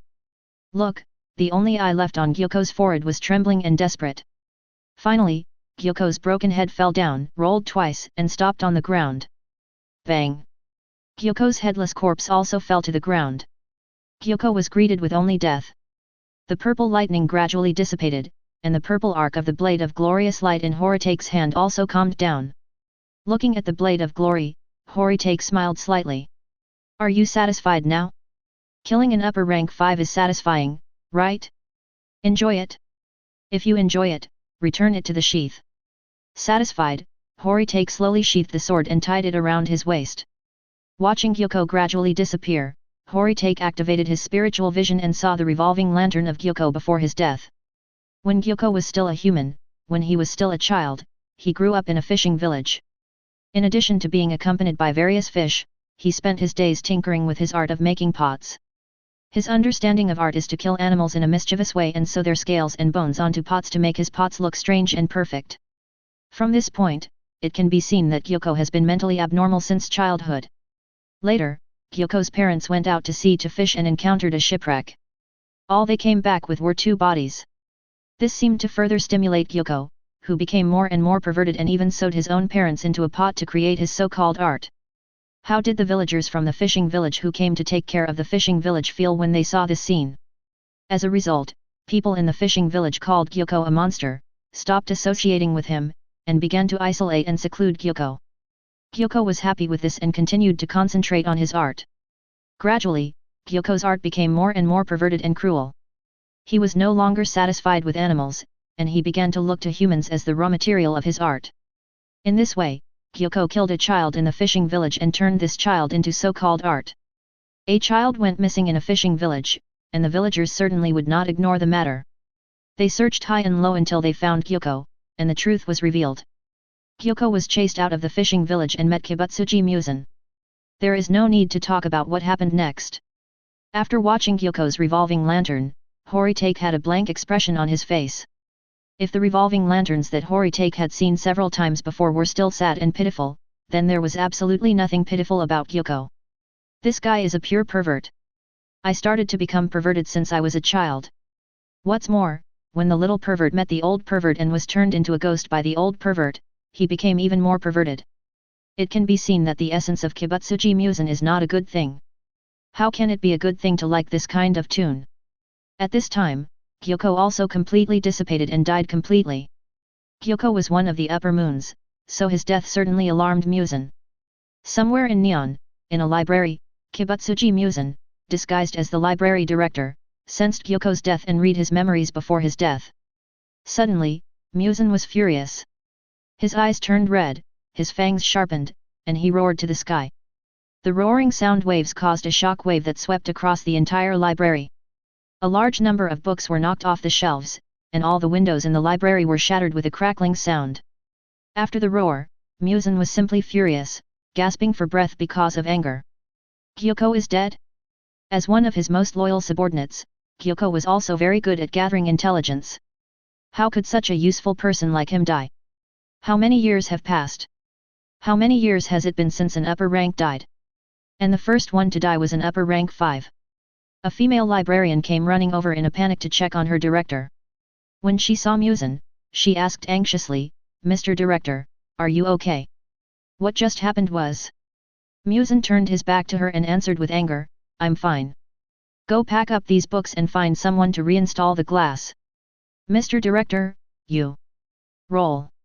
With a roar of "Get lost," a huge amount of evil spirit burst out from Muzan's body. The female librarian was frightened. How could her gentle director become so irritable? She was so frightened that she didn't dare to ask any more questions. She ran away in a hurry to clean up. This female librarian was very lucky. She was able to save her life even when Muzan was furious. It was because Muzan was so patient with her. Why is this? Is it because this female librarian is pretty? No, after living for 1,000 years, Muzan has almost lost interest in this area. He was not more patient with the female librarian, but with the library as a whole. Why did Muzan disguise himself as the director of the library? Wasn't it because there were a large number of books here? He hoped to find information about the blue spider lily among so many books. For this reason, Muzan did not kill the female librarian or cause any trouble in the library. However, we can guess what Muzan will do to the library and its staff once he confirms that there is no blue spider lily in the library. He will be irritated and disappointed. Taking a few deep breaths of fresh air, Muzan calmed himself down a little, and began to read Gyoko's memories. "You were actually killed by a Class A swordsman from the Demon Slayer Corps. Gyoko, it seems that over the years, you have been concentrating on your art and forgetting to improve your strength. A user of thunder breathing? Who was the last demon slayer who used thunder breathing? I can't remember. Why would I care about such a trivial matter? What? After the special purple lightning destroyed the body tissue of the ghost, it can't be restored." After seeing this memory, Muzan became serious, as if facing a great enemy. His terrifying aura swept across the entire library. People in other places in the library were shocked by this terrifying aura and fainted one after another. Muzan couldn't ignore this memory of Gyoko. Can the breath of thunder reach this level? Impossible. It seems to be something else. Heavenly thunder breathing. What kind of breathing method is this? Who is this swordsman? Why have we never heard of him before? Could it be that another person like Sugakoko Yoriichi is about to appear in the world? Thinking of Yoriichi Tsugakuin, Muzan recalled the humiliating memories. He was forced by Yoriichi Tsugakuin to split into countless balls of flesh and flee in all directions to save his life. Later, until Yoriichi Tsugakuin's death, he did not dare to show his head. What a humiliating memory. Muzan felt humiliated and angry because of this memory. He would never allow another Tsugakoko Yoshiichi to appear. This kind of heavenly thunder breath is too strong to restrain their ghosts. They can't even recover after being hurt. The threat is too great. Fortunately, the swordsman's strength was not too strong. The reason why he was able to kill Gyoko was because Gyoko had recently neglected to improve his strength. Muzan estimated that the top 3 upper ranks, including himself, should be able to deal with this swordsman. This swordsman must die. He must not be allowed to grow up. He must be strangled in advance. The murderous intent in Kibutsuji Muzan's heart had never been as strong as it was at this moment. I'm tired. The sound of a pipa suddenly rang out, and Kibutsuji Muzan disappeared into the library. Chapter 61. Horitake didn't know how Muzan would react after Gyoko's death, but he could guess. Horitake put his hands behind his back, looked up at the sky, and began to think, Kibutsuji Muzan must have seen Gyoko's memories before his death. He knows how Gyoko died and also knows the special nature of my thunder breathing. He must have taken me seriously. If things go wrong, they might even regard me as a thorn in their side, the kind that must be removed. What should I do if I'm being targeted by the biggest boss? Thinking of this, Horitake still felt a little pressured. However, it doesn't matter. Horitake feels that his strength is not to be underestimated. Even if he can't beat him, can't he run away? Just based on the speed of Tianli's breathing, if he wants to run, no one can catch up. Of course, running away is shameful, and if necessary, we still need to face the challenge. Next, Muzan will definitely target me, and he might even send out the upper ranks to search and hunt me. As for the possibility of Muzan taking action personally, it is not impossible, but the possibility is not high. Kaigaku understood Muzan's character. This guy was arrogant and cowardly. Even if he determined that Kaigaku was a threat, he might not take action himself. The most likely scenario is to send out the upper ranks, especially the strongest ones. If it was an upper rank one, it would be easy. He had the confidence to fight against an upper rank one, and even kill him. Because Muzan only knows his current strength. He has a system to open up, and with his own practice, his strength will become stronger and stronger, so strong that Muzan cannot estimate. Think about it, Muzan sends an upper rank, Horitake kills him and becomes stronger, then sends another upper rank, Horitake kills him and becomes stronger again. In this way, Horitake becomes stronger and stronger, and these upper ranks are just here to give him experience. Of course, this is just a hypothesis. How many upper rank warriors does Muzan have? How many can he send out? How many of them are Horitake's opponents? What's more, Muzan doesn't know where Horitake is at all. Maybe these upper rank ones will not be able to find Horitake even after searching for a long time. As Horitake was thinking this, the system spoke. Look, the system spoke. What does it mean? It means that the reward is coming, and it means that Horitake will become stronger. When the upper moons came to cause trouble, they could not have expected that Horitake would become stronger so quickly. If these upper strings aren't here to give experience, then what are they here for? This is the unreasonableness of the system cheating. Horitake listened to the pleasant voice from the system, ding. Confirmed that Tamayo has safely survived the crisis. The host has successfully resolved the negative Kocho effect, completed the mission, and obtained the mission reward. Ding. Congratulations to the host, you have obtained the thunder-breathing type 3 thunderous power. Ding. Friendly reminder, thunderous power comes from Sikong Zhen's ultimate move, and the system has adapted it into the breathing method. In addition to Thunderous Blast, Sky Thunder Attraction, Thunder Rush, and Wild Thunder Strike, as derivative moves of the 3 forms, are also given to the host. Host, don't be too grateful to the system. Hearing the system's words, Kaigaku didn't know what to say for a moment. The moves of the Lightning King Sikong Zhen were also stolen by your damn system into the breathing method? Very good, very powerful, Horitake didn't know how to comment. However, it is the third form after all. If these moves are used well, they will not be inferior to Chidori and Reikari, especially Thunderbolt. After transforming into a domineering body, you can use Thunder to blast a large area all at once, move around freely, and smash the enemy all at once when facing it. The power is quite good. Wait, after being adapted into a breathing method, it seems a little different. It doesn't matter, I'll study it slowly later. After receiving the system reward, Horitake not only mastered the thunderous power, but also further enhanced his physical fitness and mental strength, and of course his overall strength also increased a lot. Feeling his suddenly stronger strength, Horitake was filled with endless aftertaste. This is the feeling of cheating, it's really good. After integrating the increased strength, Horitake began to think about the gains and losses and experience of this battle. In this battle, if I had to say something, Horitake's only shortcoming was that he ignored Tamayo's existence and almost let Gyuko hold Tamayo hostage. If Horitake was not faster than Gyuko, the mission might have failed. This is something we need to be vigilant about and pay attention to in the future. In addition, Kaigaku lamented that his usual training was not in vain, and he did not rely entirely on the system to enhance his strength. This was also reflected in this battle. The system is turned on, giving Horitake two types of thunder breathing. Strictly speaking, there are only as many flashes as Pili and Chidori and Reikari. However, through training and development, Horitake developed many other moves. For example, thunder breathing. First form. Super speed, Horitake imitated Zenitsu's super speed in the original work and suddenly increased his speed. Thanks to this move, Horitake stopped Gyuko in time and saved Tamayo. There are also other moves developed by Horitake in the second form, such as Chidori style. Horitake used this defensive move to great effect and the defense was very tight. There is also the Chidori sharp spear, which smashed Gyuko's face. The two moves developed by Kaigaku were undoubtedly modeled after Suzuki. Two other moves were developed to imitate Kakashi. The Thunder Beast Chasing Fang allowed Horitake to gain the upper hand in the early stages, and the Thunder Tiger Pass Kill was a counter to Gyuko's ultimate. Look how useful these moves are. If Horitake had no training and development, and only had the few moves given by the system, he might not be able to deal with Gyuko successfully. After summarizing the battle, Horitake became more determined. Any ideas? On the basis of system cheating, strengthen your own training and development, and enhance yourself in all aspects. After finishing his thoughts, Horitake shifted his attention and looked at the dilapidated courtyard.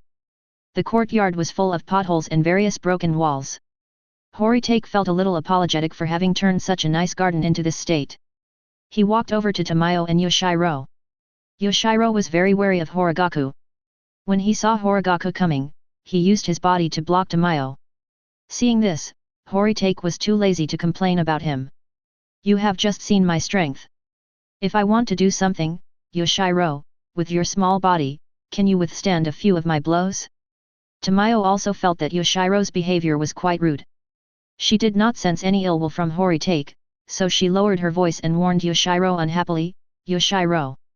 Yoshiro immediately became like a puppy abandoned by its owner, and moved away from Tamayo angrily, still facing Horitake with a wary look on his face. Looking at the beautiful and gentle Tamayo, Horitake apologized to Tamayo, I'm sorry, Ms. Tamayo, for leaving your garden in this state. Tamayo bowed to Horitake very gently and generously, where? Instead, I should thank you for killing Gyuko and protecting us. Yoshiro next to him couldn't stand his goddess talking to other men, and said in annoyance, why are you thanking him, Tamayo-sama? Maybe he was the one who brought Gyuko here. Yoshiro. How rude. Tamayo scolded angrily. Horitake also looked at Yoshiro with a bad expression. No wonder so many people hate this guy. It's because he has a very bad face and what he says is annoying.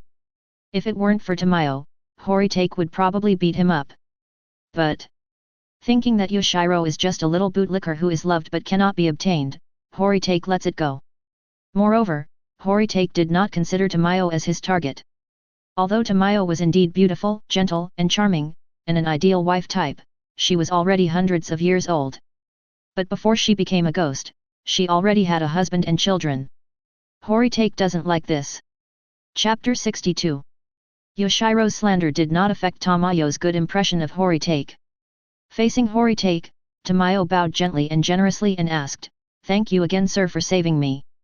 I don't know your name yet." Horitake introduced himself in a very casual way, "My name is Horitake. As you can see, I'm a top-ranked swordsman of the Demon Slayer Corps. But I estimate that once the news of my killing of Gyuko gets back to headquarters, I'll be able to become a Hashira soon." "Yes, how can a powerful swordsman who can kill the upper ranks not become a pillar? Then I'll borrow Miss Tamayo's good words." In this way, the two of them officially met and had a very pleasant conversation. This made Yoshiro next to him very upset. His revered Tamayo-sama was so gentle to this guy. How could he fix this?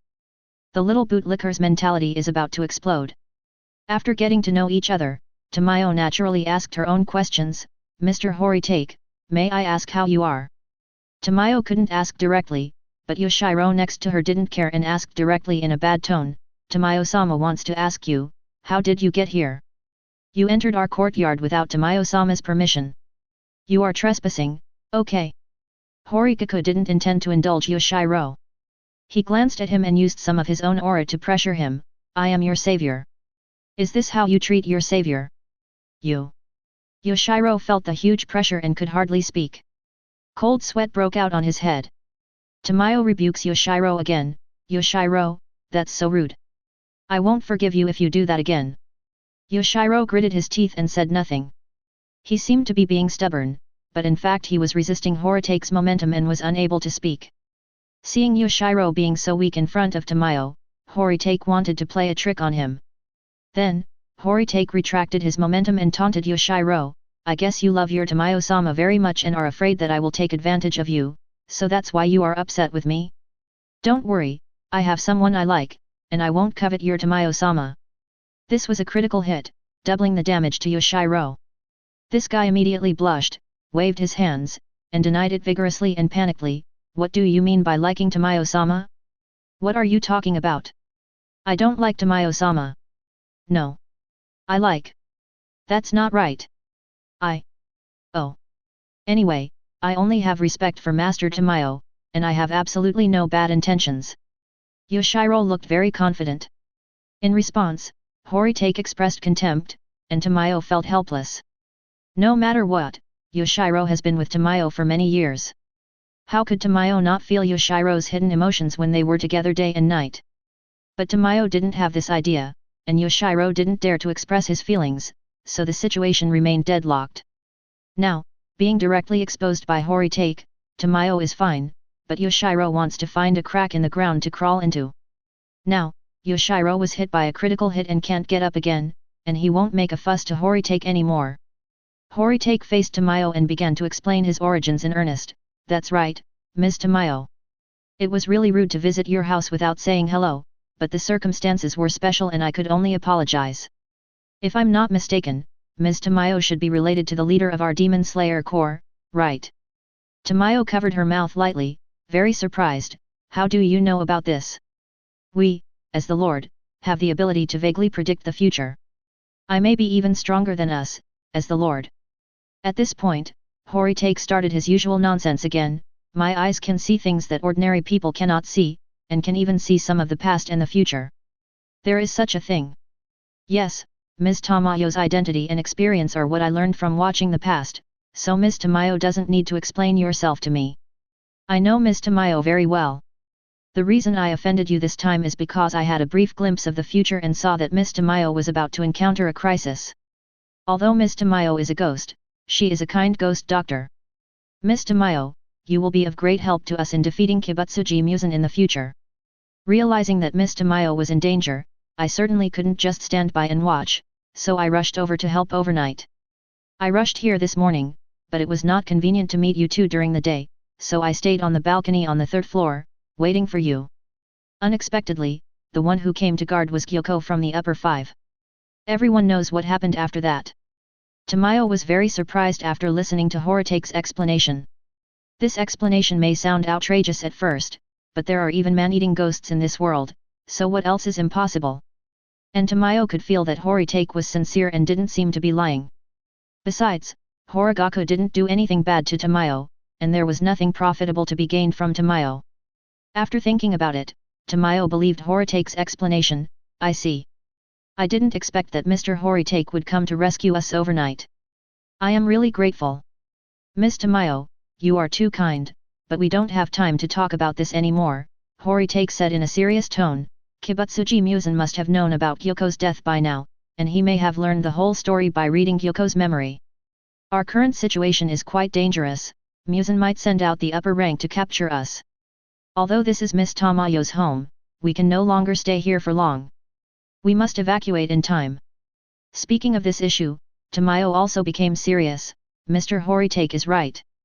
We must evacuate immediately. Fortunately, I have more than one mansion. Let's move to other places immediately. This sentence shows that Tamayo is prepared to have 3 boroughs. Come to think of it, Tamayo has escaped from Muzan's control for hundreds of years. How could he not have any tricks? Horitake gave Tamayo a thumbs up. As expected of Ms. Tamayo, you are so thoughtful. Nodding, Tamayo began to show his vigorous and decisive side. Yoshiro, let's pack up and get out of here right now. Only at this moment did Yoshiro finally come out of his social daze and asked Tamayo anxiously, Master Tamayo. Our personal belongings are easier to pack, but how do we pack and take away our research equipment? There are too many research instruments. Just bring some important materials. But Master Tamayo, those equipments are also very important. The situation is urgent. There is no time to pack up the equipment. Just take the research materials. Go. Yoshiro. Yes. Tamayo-sama. A little liquor has no say in front of a big woman. At Tamayo's command, Yoshiro quickly and diligently went to pack up his things. Looking at Yoshiro's attentiveness, Horitake shook his head in his heart. Yoshiro, oh Yoshiro, don't you know that a dog who licks will end up with nothing? But that's not necessarily the case. Tamayo is not that kind of person. Thinking of the ending of Tamayo and Yoshiro in the original work, Horitake felt a little heavy for a moment. While Tamayo was tidying up, he jumped onto the roof and kept watch on the surroundings to prevent any unexpected attacks. In less than 5 minutes, Tamayo and Yoshiro packed their things, and Horitake protected them both as they quietly and unnoticed left the mansion. Chapter 63. Not long after Horitake escorted Tamayo and Yoshiro out of the mansion, many ghosts broke into the mansion and began to search it. Among these ghosts, there are no upper-rank ghosts, and even the lower-rank ghosts do not exist. They are just a group of ordinary ghosts. There is no doubt that they are all ghosts sent by Muzan to track down afterwards. We can also see Muzan's attitude from the ghosts sent by Muzan. I guess Muzan was also thinking that they must have escaped, and even if they went to find them in time, they probably wouldn't be caught, so there was no need to send 12 Kizuki over, just some minions would be enough. So, this group of little ghosts broke into the mansion, searched everywhere but couldn't find anyone, so they got angry and started smashing and destroying things. Poor Tamayo, the house where he had lived for a long time was badly damaged inside. After the minions had caused damage for a while, they had no choice but to leave. After this, a long time passed, and the blood demon art barrier set up by Tamayo and Yoshiro here failed, and the people around discovered the abnormality here. Aren't these just some ordinary houses? How did it become a big house? I went into the house to check it out. How come it was so badly damaged? It seemed like the inside was also vandalized. People were puzzled and rumors gradually spread because of this strange phenomenon.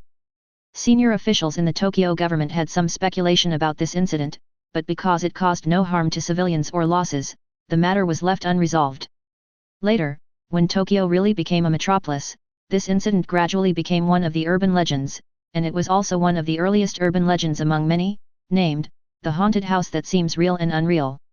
Of course, these are all things that happened in the future, so we will just briefly mention them and there is no need to discuss them in detail. Horitake escorted Tamayo and Yoshiro out of the Asakusa district, and under Tamayo's guidance, they came to the Akatsuki district of Tokyo. Unlike Asakusa district, Akatsuki district is not in the center of Tokyo, but on the edge of Tokyo. But it is still within Tokyo, and compared to ordinary towns, the Akatsuki area is relatively prosperous. Arriving at the Chidi district, Yoshiro felt somewhat uneasy. Master Tamayo, this is, still inside Tokyo, right? Is it really okay for us to still be in Tokyo? We won't be discovered, right?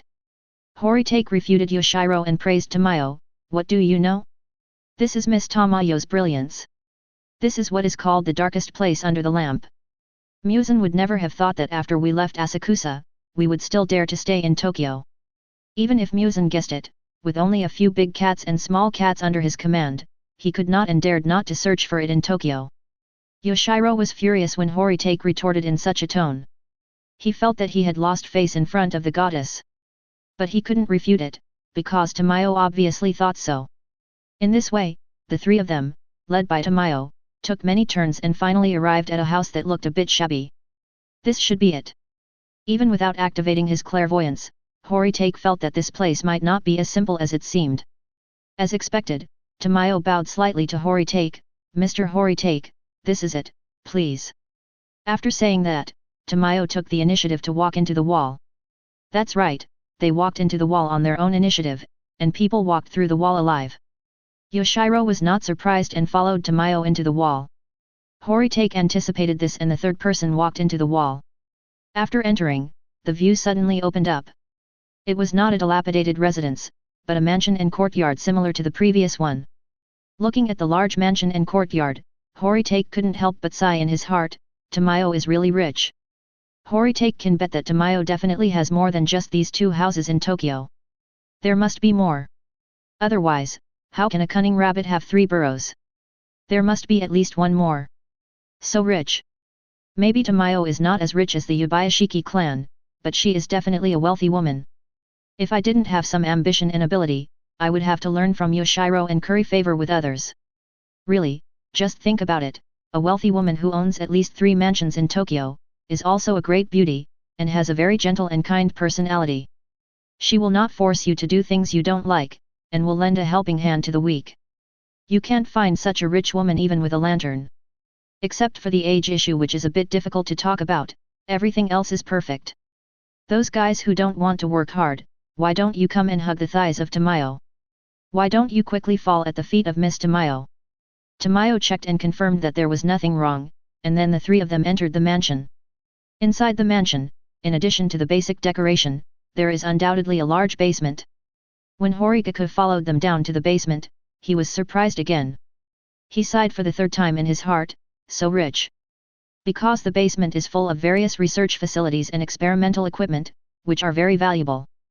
Horitake had reason to suspect that similar equipment and facilities were also prepared in the other 3 boroughs of Tamayo. How much will this cost? Horitake is silently calculating Tamayo's wealth. Yoshiro sees this and calls Tamayo wise. "Master Tamayo. You are so foresight. This way, our research work can start immediately without being stagnant." Tamayo smiled gently and nodded. Over there, Horitake also roughly estimated Tamayo's net worth. How should I put it? If there is a Forbes ranking in this era, Tamayo is likely to be on the list of Japan's richest people. Considering the status of women in this country at this time, Tamayo may be the only woman on the list. It's another day when I want to hug the thighs of a rich woman. As an aside, if there really is a rich woman like Tamayo, would you go and curry favor with her? Anyway, this author is a failure, so I will hug him. Horitake sighed and suddenly felt a little tired. Tamayo noticed that Horitake was in an unusual mood, and came over to show concern. "What's wrong, Mr. Horitake?" Horitake could only make up half-truths. "I haven't slept for 2 days and nights, and I just had a big fight with Kyoko." "Miss Tamayo, do you mind if I stay on the 2nd floor for a day? I think I need a little rest." "Of course there is no problem. Mr. Horitake, please follow me and I will prepare it for you." Prepare for what?" "I'll help you boil the bath water and make the bed. Don't worry." Horitake was so excited that he even used his hometown dialect from his previous life. He quickly waved at Tamayo. No. Miss Tamayo, we can't do this. We can't do this. If you continue like this, I will fall." Tamayo took it for granted. "This. Mr. Horitake, you saved me and Yoshiro, so it's only natural for me to take care of you, right?" It was this kind of kindness that came from the heart that Horitake couldn't stand. He was almost unable to resist Tamayo's charm and waved his hands hurriedly. No.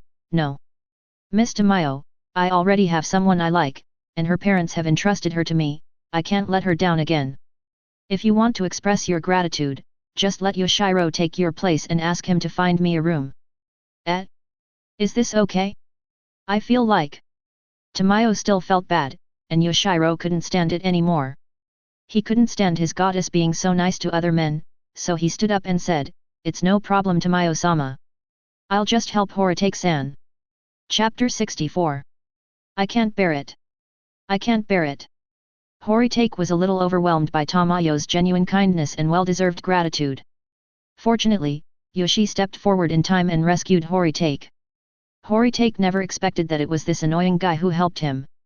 Tamayo was a little hesitant about Yoshiro's volunteering, but when he saw Horitake's extreme struggle and patience, he agreed, "Okay, Yoshiro, please help Mr. Horitake find a room and ask Mr. Horitake to have a good rest." "No trouble, no trouble." Yoshiro walked towards the basement door. "Mr. Horitake, please let me know if you have anything to say." I will. Miss Tamayo has been frightened all night, so please take a rest. I'll go upstairs first." Just like that, Horitake and Yoshiro left the basement and went upstairs, reaching the second floor of the mansion. While climbing the stairs, Horitake tried hard to calm himself down. "I can't be moved. I can't fall. Oh no, I can't control my mood anymore, what should I do?" "Got it." Horitake kept reminding himself in his heart, "Miss Tamayo is hundreds of years old, Miss Tamayo is hundreds of years old, Miss Tamayo is hundreds of years old, Miss Tamayo." You know what, this trick really works. Horitake's mood calmed down immediately. "Arrive immediately." Horitake himself was a little confused. Do I really care so much about age? Horigaku went up to the second floor in a daze. Yoshiro introduced Horigaku with a blank expression, "These rooms are all empty, you can choose any one you like. There are clean beddings in the closet, you can use them at will. The bathroom is on the first floor, if you want to take a bath, you have to heat it yourself. Forget it, I'll boil some water for you. After all, you helped Master Tamayo kill Gyuko. Without you, we would be in big trouble." After opening the door of this bedroom, Yoshiro left to help Horitake boil water for a bath. "Yoshiro! What's up?" At this time, Horitake stopped him and said to Yoshiro seriously, "I think I can understand you now. I understand why you are so devoted to Miss Tamayo. Miss Tamayo is really, a very good person." Horitake thought about it and felt that he couldn't simply summarize Tamayo's beauty, so he could only call her a very good person. Yoshiro could hear it, could tell that Horitake's words came from the heart. It was only now that he smiled at Horitake, a smile that showed understanding and pride, that is to say, "Tamayo-sama is like an angel to me. Although you are a nice guy, you can't have other thoughts about Miss Tamayo. Don't worry about that. I have 3 people I like." Yoshiro was horrified, "What? There are 3 of them?" Horitake counted on his fingers and said to Yoshiro innocently, "There are indeed 3 of them, you see. The first one is basically confirmed. She is my younger sister, a very lovely and kind person, and her parents have entrusted her to me. The second one, I am preparing to get along with, she is of the same generation as me, has a great figure, a good personality, and is very beautiful. I like her very much. The third one is my next target. She is my senior and the elder sister I have longed for. I must fight for her." Yoshiro's worldview was shattered after hearing this, and he was so angry that smoke was coming out of his head. He pointed at Horitake and trembled, accusing, You actually. Juniors, peers, seniors, you are planning to take it all. Are you the legendary scumbag? How abominable! I will never allow you to get close to Miss Tamayo." Horitake shrugged, looking nonchalant, "It doesn't matter. I won't steal your Tamayo-sama. Just be at ease." "How can I feel at ease when someone as dangerous as you appears in my house? Although I am a bit fickle, I am not as evil as you say, am I?" Yoshiro and Horitake quarreled for a few words, and he ignored Horitake and went downstairs. "Forget it. I won't talk to you anymore. We have nothing in common. Remember to come down and take a shower later." Horitake looked in the direction where Yoshi left and thought for a moment. Yoshiro and I really have nothing in common. Yoshiro is totally devoted to Tamayo, while I am, well, it's hard to put it into words. It would be strange if 2 people like this had a common language. After a while, Horitake felt that it was about time, so he went down to the bathroom on the first floor. The hot water was already ready, so he took a comfortable hot bath and washed away all the dirt from the battle on his body. After taking a bath, Horitake felt really drowsy and listless. Entering the room on the second floor and crawling into bed, Horitake had a long sleep. Just when Horitake was sleeping soundly, the news that Horitake had killed upper rank 5 Gyoko was passed to the Demon Slayer Corps headquarters. It was morning, and the leader of the Demon Slayer Corps, Yubayashiki Kaguya, had just finished breakfast and was sitting in the corridor with his wife, enjoying the scenery in the courtyard and cultivating their body and mind. By the way, since Horitake advised Kaguya to rest, Kaguya has indeed put down most of his Demon Slayer Corps work and rested. You have to rest. On the one hand, Kaguya is thinking about his own health, on the other hand. Whenever Kaguya wanted to work a little longer, his son Yubayashiki Kiryu would take over the work. At first, Kaguya could use the excuse of guiding you in handling the work, but gradually, the situation changed. As soon as Kaguya started working, not only did Kiryu take away his job, but his 4 daughters also began to dissuade him in various ways, and either pitted or acted coquettishly to pull Kaguya away so that he could rest. If Kaguya can still show his father's dignity in front of his children, he can't show his dignity in front of his wife Amine. Amine would gently and calmly persuade Kaguya to put down his work and rest for a while. It doesn't matter if Kaguya disagrees, Amine will look at Kaguya quietly and gently until Kaguya is defeated and has no choice but to agree. Mrs. Amine profoundly interprets what it means to overcome strength with softness. Mrs. Yyds. Sometimes when he was taking a break, Kaguya would sigh and think that his child was too sensible and his wife was too caring, but this might not be all a good thing. Now, I have been completely sidelined. Actually, Kaguya is really happy to be sidelined, because this is all because of the deep love of her family. In this way, during this period of time, Kaguya was basically recuperating. Only when Kiryu could not handle something, or something very important within the Demon Slayer Corps, would Kaguya handle it personally. Look, this morning after breakfast, Mrs. Amine accompanied Kaguya to rest as usual. Unexpectedly, a black crow flew over from far away. Mrs. Amine was the first to notice the crow and she frowned slightly. Isn't it said that the usual work is handed over to Kiryu? Or is there something urgent and important that needs to be reported to the husband? I hope it's not a bad thing. My husband's health has just shown signs of improvement and he can't bear any more blows. Just as he was thinking, a crow flew over, landed in front of Kaguya, and shouted the good news. Last night, Lord Horitake killed upper rank 5 Gyoko in Asakusa, Tokyo. Lord Horitake killed upper rank 5 Gyoko in Asakusa, Tokyo last night. Lord Horitake killed upper rank 5 Gyoko in Asakusa, Tokyo last night. The crow reported it 3 times in a row, which shows that it was very happy. Chapter 65. Upon hearing this great news, Kaguya's usual calmness disappeared and he was so overjoyed that he wanted to stand up and confirm. Unfortunately, his body could not support him to make large movements. Kaguya just stood up halfway when she sat down dizzy. Mrs. Amine beside her hurriedly supported Kaguya and helped her calm down while caring about her husband. How are you? Leaning in his wife's arms, Kaguya was dizzy but still smiling. I'm fine, I'm just so happy. Husband, have you forgotten what the doctor said? Don't get too excited or too angry. Stay calm and collected. Such great news, Amine, don't you allow me to be excited. Although she was worried about Kaguya's health, Mrs. Amine was also happy. Seeing her husband so happy, she could only comfort herself. Forget it, great joy is always better than great sorrow. Kaguya's current physical condition is pretty good. In the original work, after Kaguya learned that the 6th upper moon was killed, he was bedridden and he even spit out blood in excitement. I just feel dizzy for a while, which is good. After a while, Kaguya regained consciousness. With the help of Mrs. Amine, he sat up and confirmed with the crow again, are you sure the news is true? The crow jumped in front of Kaguya and shouted, Ga! My lord! I saw it with my own eyes. Ga! I saw with my own eyes Lord Horitake kill upper rank 5 Gyoko. Kaguya was excited and smiled, great! Great! Finally an upper rank has died in the hands of our Demon Slayer Corps. The stalemate that has lasted for 100 years has been broken. Amine, I have a feeling that the tragedy that has lasted for 1,000 years will end in our generation. Mrs. Amine comforted Kaguya's body with both joy and worry, yes, it will definitely end in our generation, but you must take care of yourself, my husband, and wait for Horitake to lift the curse for you. Don't you want to see with your own eyes the scene of Kibutsuji Muzan's complete end? Of course I want to see it with my own eyes. I want to see it so badly. Then try to calm down and be good. What the hell is Kwai? It seems that Kaguya and Amini are not so serious and boring in private. Kaguya calmed down again, and he couldn't wait to ask the crow about the details of the battle. The crow has a very high IQ, and it told Kaguya everything it knew in a fragmentary manner.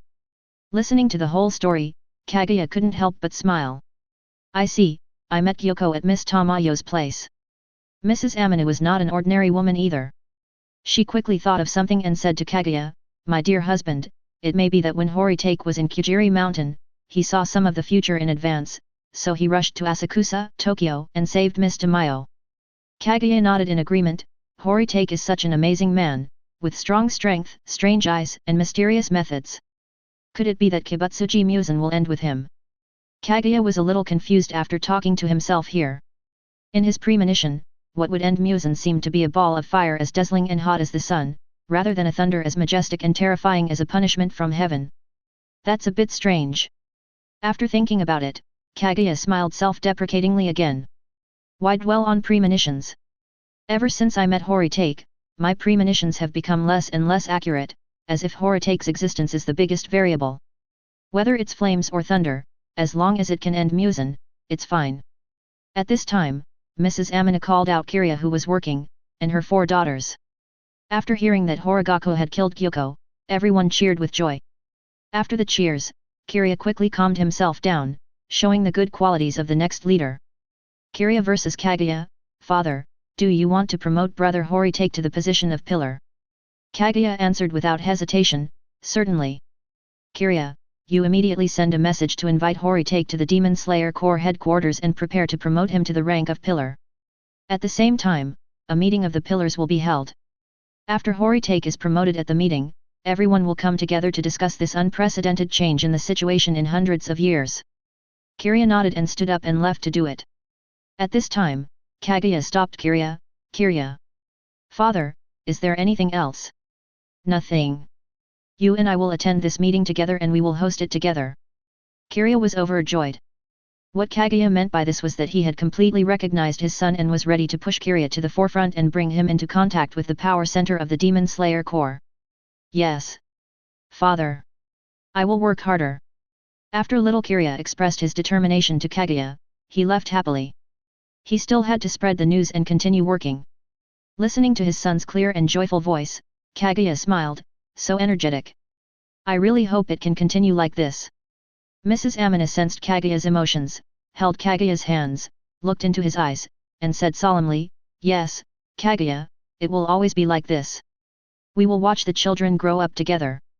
You promised me, didn't you? Amina, I'm afraid I might. Mrs. Amina stretched out a finger and put it in front of Kaguya's lips. She said seriously, don't say that, Kaguya. Don't you have faith in Horitake's magic? Do you believe he can help you remove the curse? Don't focus too much on your premonitions. Won't they all be invalidated once you meet Horitake? Kaguya smiled slightly, that's true. On the side, one of their daughters, Yubayashiki Hinamai, broke the somewhat heavy atmosphere. Father and mother, speaking of which, after Lord Horitake becomes a pillar, what title will he be? Will it be, the lightning pillar? The 6 people present were stunned. In fact, the word Lizu is not a bad thing, but in Japanese, Lizu means a telephone pole. This is also why Jigoro Kawashima is the former sound pillar, not the former lightning pillar, because the term thunder pillar is too ambiguous. Think about it, when you go out, introduce yourself and give your name. I am the Demon Slayer Corps telegraph pole. This is very embarrassing. Mrs. Amina didn't know what to say. This lightning pillar, isn't it a bit bad? Kaguya smiled, with a confident smile, don't worry, I have thought of a very impressive title for Horitake. I will officially announce it when the pillar meeting comes. The Demon Slayer Corps was full of joy and happiness. On the other side, Horitake was resting in Tamayo's new house and had a good sleep. He slept until dark. Yes, it means sleeping until dark, not until dawn. After a busy night of playing Gyoko and moving, when Horitake went to bed, the sky in the east was already slightly bright. Horitake had no choice but to close the curtains and go to sleep. I woke up, opened the curtains and looked out. Oh my god, it was still dark. Before he knew it, he had slept through the entire day. Horitake was helpless. Well, I'm used to it. The Demon Slayer Corps does night owl work, sleeping during the day and waking up at night. Isn't that normal? After changing his clothes and washing up, Horitake walked down the stairs and headed straight to the basement. There are some things he needs to discuss with Tamayo in detail. Chapter 66. Arriving at the basement, Horitake knocked on the door. Soon, the door opened. After opening the door, what Horitake saw was Yoshiro's face that looked like he was owed hundreds of dollars. Although he had expected it, Horitake still felt a little unhappy when he saw Yoshiro's face. Forget it, I won't bother with him. Horikaku directly skipped Yoshiro and walked into the basement. He saw Tamayo in a white coat busy in front of a pile of equipment and felt a little apologetic. Excuse me, Ms. Tamayo, am I disturbing you while you're working? Tamayo looked up from her study and answered Horitake gently, No, I'm sorry. I'll be there soon. Please wait a moment, Mr. Horitake. Okay, Ms. Tamayo, I do have something very important to discuss with you. Yoshiro quietly walked to Horitake's side. He looked at Horitake with caution and said, What do you have to discuss with Master Tamayo? Could it be that after a good night's sleep, you changed your mind and started to have thoughts about Master Tamayo that you shouldn't have? Glancing at Yoshiro, Horitake looked disdainful. Please don't be like a pet dog guarding its food, okay? I told you yesterday that I won't do anything to Miss Tamayo, so just relax and don't be on guard against me as if I'm a bad person. That's not necessarily true. A scumbag like you can't be trusted. I won't believe your promise. I have to keep an eye on you. I will protect Lady Tamayo. That's enough, Yoshiro. While whispering, the two of them had a few more words. Hey? Why do I feel like the relationship between Horitake and Yoshiro has improved a lot? Is it my illusion? Tamayo, who had stopped studying, came over and was very happy to see Horitake and Yoshiro having a good chat. She smiled and said, It seems like you two are getting along well. That puts my mind at ease. Who gets along well with him? Don't misunderstand, Master Tamayo, Yoshiro said excitedly to Tamayo. Master Tamayo, you should also be careful. I suspect this guy is. Horitake smiled and calmly stepped on Yoshiro's foot to stop him from speaking. Yushi was like a rooster with its neck strangled, with his eyes wide open, not saying a word, and his face began to turn pale. Horitake used a lot of force in this kick, and because Yoshiro was a ghost with strong self-healing ability, Horitake took special care of him and cracked Yoshiro's foot bones. Then he withdrew his foot silently. Ms. Tamayo, leave Yoshiro alone. I have something important to discuss with Ms. Tamayo. Oh, sure. Please come over here. There's also a place in the basement for rest and conversation. Tamayo led Horitake to the Japanese-style room for rest, and served tea there. The two sat opposite each other and talked. What about Yoshiro? He endured the pain, trying not to scream out, pinching his feet and jumping several times on one leg. It took a while for his fractured foot to heal. Then, an angry Yoshi rushed into the Japanese-style room, sat down next to Tamayo, and looked at Horitake with hostility. He would never allow Lady Tamayo to be alone with this dangerous man. In this way, in a slightly funny atmosphere, Horitake and Tamayo started a serious conversation. Ms. Tamayo, the thing is, I have a younger brother, or I should say a junior, named Kamado Tanjiro. Unfortunately, Tanjiro's family was killed by Kibutsuji Muzan, and only his sister Kamado Nezuko survived and became a ghost, surviving in a strange way. Horigaku explained Nezuko's situation in detail to Tamayo. Horitake ignored the fact that Nezuko had eaten blue spider lily and did not mention it. So and so, this and that. After listening to Horitake's story, Tamayo looked serious and thoughtful. However, Yoshiro's focus was not here at all.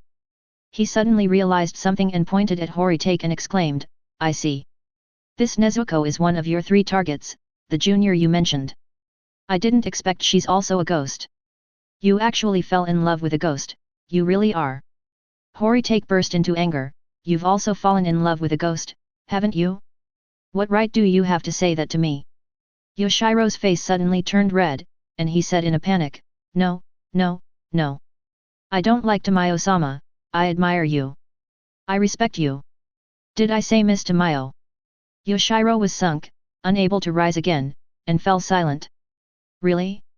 Every time I want to discuss something serious with Miss Tamayo, I always have to deal with Yoshiro first. Horitake complained unhappily, and then simply threw the ken at Tamayo. Let me be honest, Ms. Tamayo. I do want to save Nezuko because I like her and want to marry her. And Nezuko's parents have entrusted Nezuko to me. I must take the responsibility of turning Nezuko back into a human. Tamayo understood. So, the point is, you want to turn Miss Nezuko back into a human. That's right. I know Miss Tamayo has been doing research in this area for many years. I hope Miss Tamayo can help me. Please. Horitake made an earnest request to Tamayo. Tamayo said quickly, Mr. Horitake, there is no need to do this. It is our duty as doctors to cure diseases and save lives. As long as there is hope, I will do my best to help Miss Nezuko.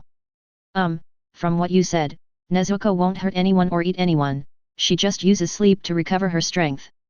To be precise, Nezuko is in deep sleep, and she is modifying her body so that she can recover her strength just by sleeping. How did you know about this, Mr. Horitake?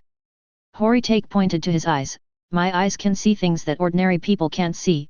Kaigaku is almost tired of saying this. I can see Nezuko's current physical condition. Tamayo seemed amazed. Oh, what a pair of amazing eyes. In that case, Miss Nezuko is a ghost very similar to us. Yoshiro and I can now maintain our original nature and do not need to eat humans.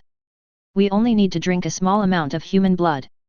And this Miss Nezuko doesn't even need to drink blood, she just sleeps instead. Maybe she is a ghost that is closer to humans than us. Strange. How did Miss Nezuko do this? Is it the family bond you mentioned, Horitake?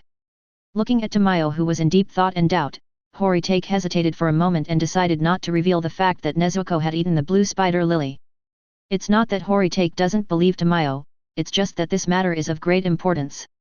What Horitake was on guard against was Kibutsuji Muzan. There are so many ghosts in the world, and their blood magic is more bizarre than each other. There are ghosts that can burrow underground and come out during the day. There might also be ghosts that have the ability to see and hear from afar, and are good at intelligence. As far-fetched as it sounds, it's not completely impossible. Therefore, Horitake cannot reveal this matter and must keep it in his heart. Once it is revealed, there is a possibility of being exposed. After thinking for a while, Tamayo said to Horitake embarrassedly, I'm sorry, Mr. Horitake. Just listening to what you said, I really can't draw a conclusion, let alone help Miss Nezuko turn back into a human. I must diagnose Miss Nezuko myself, and it would be best if I had Miss Nezuko's blood for research. There is no way to do that now, because Nezuko is sleeping right now. Nezuko's body transformation has not yet been completed. Even if Miss Tamayo gets Nezuko's blood, it probably won't have much effect. We need to wait for a while, more than a year, until Nezuko wakes up. Chapter 67.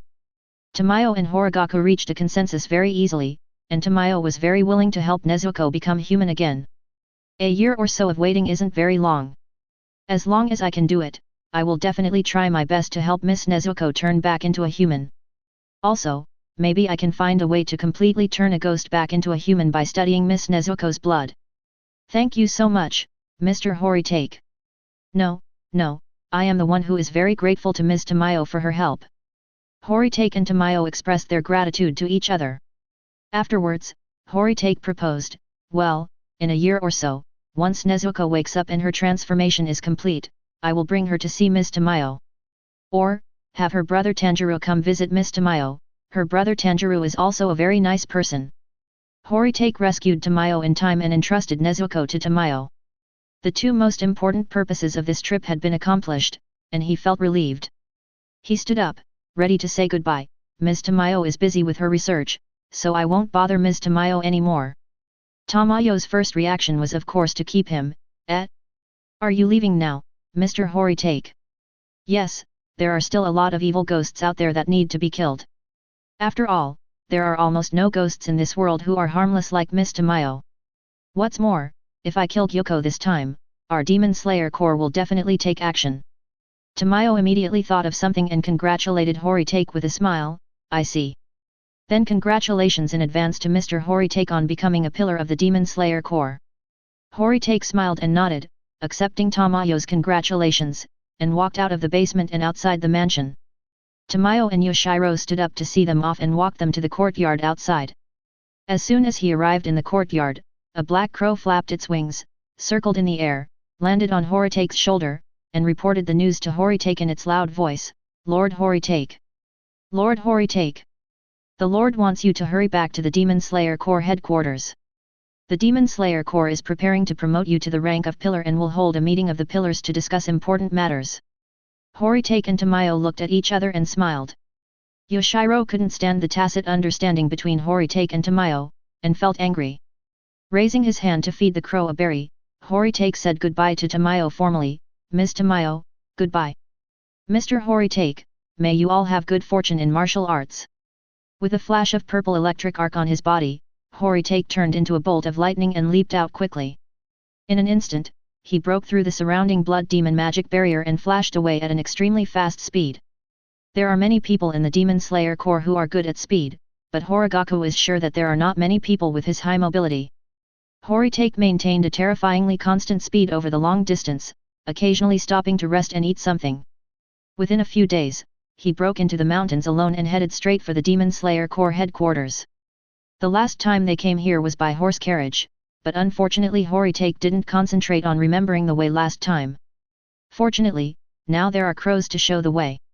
Of course, there are many Demon Slayer Corps sentries and checkpoints along the way.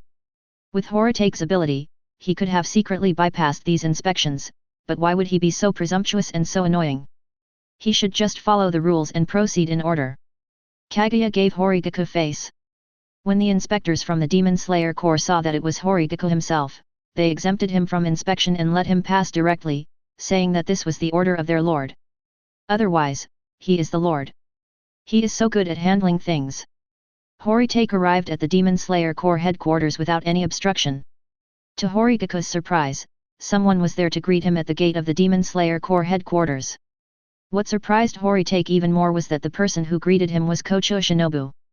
Kocho Shinobu stood at the door of the Demon Slayer Corps, smiling warmly, waiting for Horitake to come over. Horigaku knew that the smile on Kocho Shinobu's face was not necessarily a genuine smile. She just kept this expression and deliberately concealed her emotions. The reason is Kocho Shinobu's sister, Kocho Kane. Ever since Kane died, Kocho Shinobu has been imitating everything her sister did. Actually, sometimes Horigaku thinks that Kocho Shinobu's smile is quite pretty, even if it's fake. Especially when Kocho Shinobu kept smiling but said very scary words, showing his sharp tongue and dark side. Horitake felt that such Kocho Shinobu was very charming. Of course, the so-called evil-heartedness should be directed at the enemy, not at myself. One day, I will make the smile on Sister Shinobu's face turn into a smile that comes from the heart. Without showing any emotion, Horitake made up his mind. Walking forward, Horitake greeted Kocho Shinobu in a casual manner, "Sister Shinobu, this is our second meeting. I didn't expect it would be Sister Shinobu who came to pick me up. I'm so flattered." Kocho Shinobu kept smiling, but what he said almost made Horitake fall. "It's Horitake-san, why do you think I'm here to greet you?" "Ah? Isn't it? Am I being too sentimental?" "Oh, it seems like that. There is a batch of important supplies to be delivered to the headquarters soon, and I am here to receive them." Horitake was quite helpless at this time. He just said that he didn't want Kocho Shinobu's evil intentions to target him, but now he has been hit in the face by this blow. As expected, Sister Shinobu's evil heart does not distinguish between friend and foe. However, this kind of Shinobu sister is great. This kind of Shinobu sister has her own unique charm. Shinobu sister is so cool. Don't worry, I am not showing off my admiration. I don't have the quirk that the more Shinobu sister belittles herself, the more excited I become. Horitake was excited because, it would be great if I could conquer a sister like Shinobu. In the blink of an eye, Horitake came out of his helpless mood and became full of fighting spirit. Horigaku knew that when facing a girl as extraordinary as Sister Shinobu, ordinary means might not work, and he had to use unconventional means. So, Horitake also faced Kocho Shinobu with a smile. If there were other people here, they would be horrified to find that Horitake's smile and Kocho Shinobu's smile are exactly the same. Horitake smiled and said to Kocho Shinobu, "Is that so? Sister Shinobu, do you think I'm a fool? What kind of supplies are so important that a pillar of the Demon Slayer Corps needs to come and receive them in person? Besides, the supplies have already arrived at the Demon Slayer Corps' door, so why would they need a pillar to greet them? Isn't this just like calling your mother-in-law sister-in-law, a waste of time? So, Sister Shinobu is here, obviously to greet me. Oh, don't be shy, Shinobu sister. I am very touched to be welcomed by you. My goodness, after that combination of punches, even a scheming person like Kocho Shinobu was unable to resist for a moment. Although Kocho Shinobu was still smiling, a well symbol had appeared on her forehead. She didn't understand how this person could be so shameless. It was the first time she had met such a person. It really broadened her horizons. Horitake-san, are you looking for trouble? You are hopelessly narcissistic. Oh, Sister Shinobu, you're overpraising me. I don't think this can be considered narcissism. It should be considered self-confidence, confidence in my own strength and charm. What a shameless person. Considering Kocho Shinobu's dark background, I don't know what to say. She carefully examined Horitake from beginning to end, and said with a smile, I never thought that someone like you would become a pillar. It seems that life in the Demon Slayer Corps will not be so boring in the future. Ah, I think so, Shinobu-ne. Chapter 68. How should a man pursue a girl he likes? The answer is 3 words, shameless. If you want to chase a girl, you have to abandon those thick skins, especially for those girls who are hard to chase. And for a girl like Kocho Shinobu, who almost completely closes her heart and only shows others with a smile, she needs to be even more shameless. There is no other way. Conventional means are ineffective, so we can only use this unconventional means. Since it is impossible to leave a good first impression on Kocho Shinobu, then just leave a deep impression on Kocho. Let Kocho Shinobu remember you, pay attention to you, and never forget you. Then, you can respond accordingly. It just so happens that the author would like to offer a tip to all the single men here: if you can't leave a good impression on the other person, then make a deep impression on the other person first. The author is also single, so you can choose to listen to this or not. If you believe this trick of the author and it results in irreversible consequences, the author will not be responsible. No matter what happens next, Horitake has left a deep impression on Kocho Shinobu, and this deep impression is not necessarily a bad one. Kocho Shinobu didn't hesitate to deal with Horitake, who was temporarily unable to do anything. He turned around and walked into the Demon Slayer Corps headquarters. It is indeed the Lord who asked me to come and greet you. Let's go. The Lord is waiting for you. Kaigaku followed Kocho Shinobu, and he even deliberately moved a little closer to Kocho Shinobu. There are also some considerations when walking side by side. At this time, the distance between Horitake and Kocho Shinobu was closer than that between strangers and slightly closer than that between friends.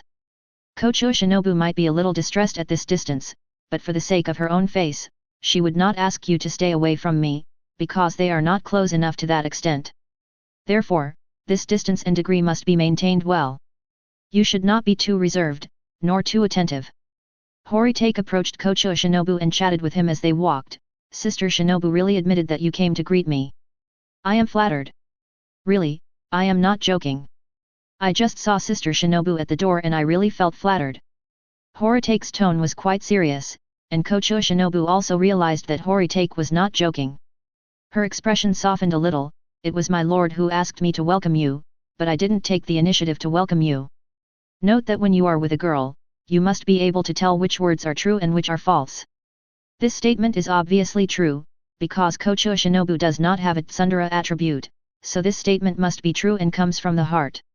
At this time, Horitake could no longer tease Kocho Shinobu, so that's how it is. I have received your kindness, my lord. You are worthy of being my lord. Kocho Shinobu noticed something. Horitake's address is lord, not lord.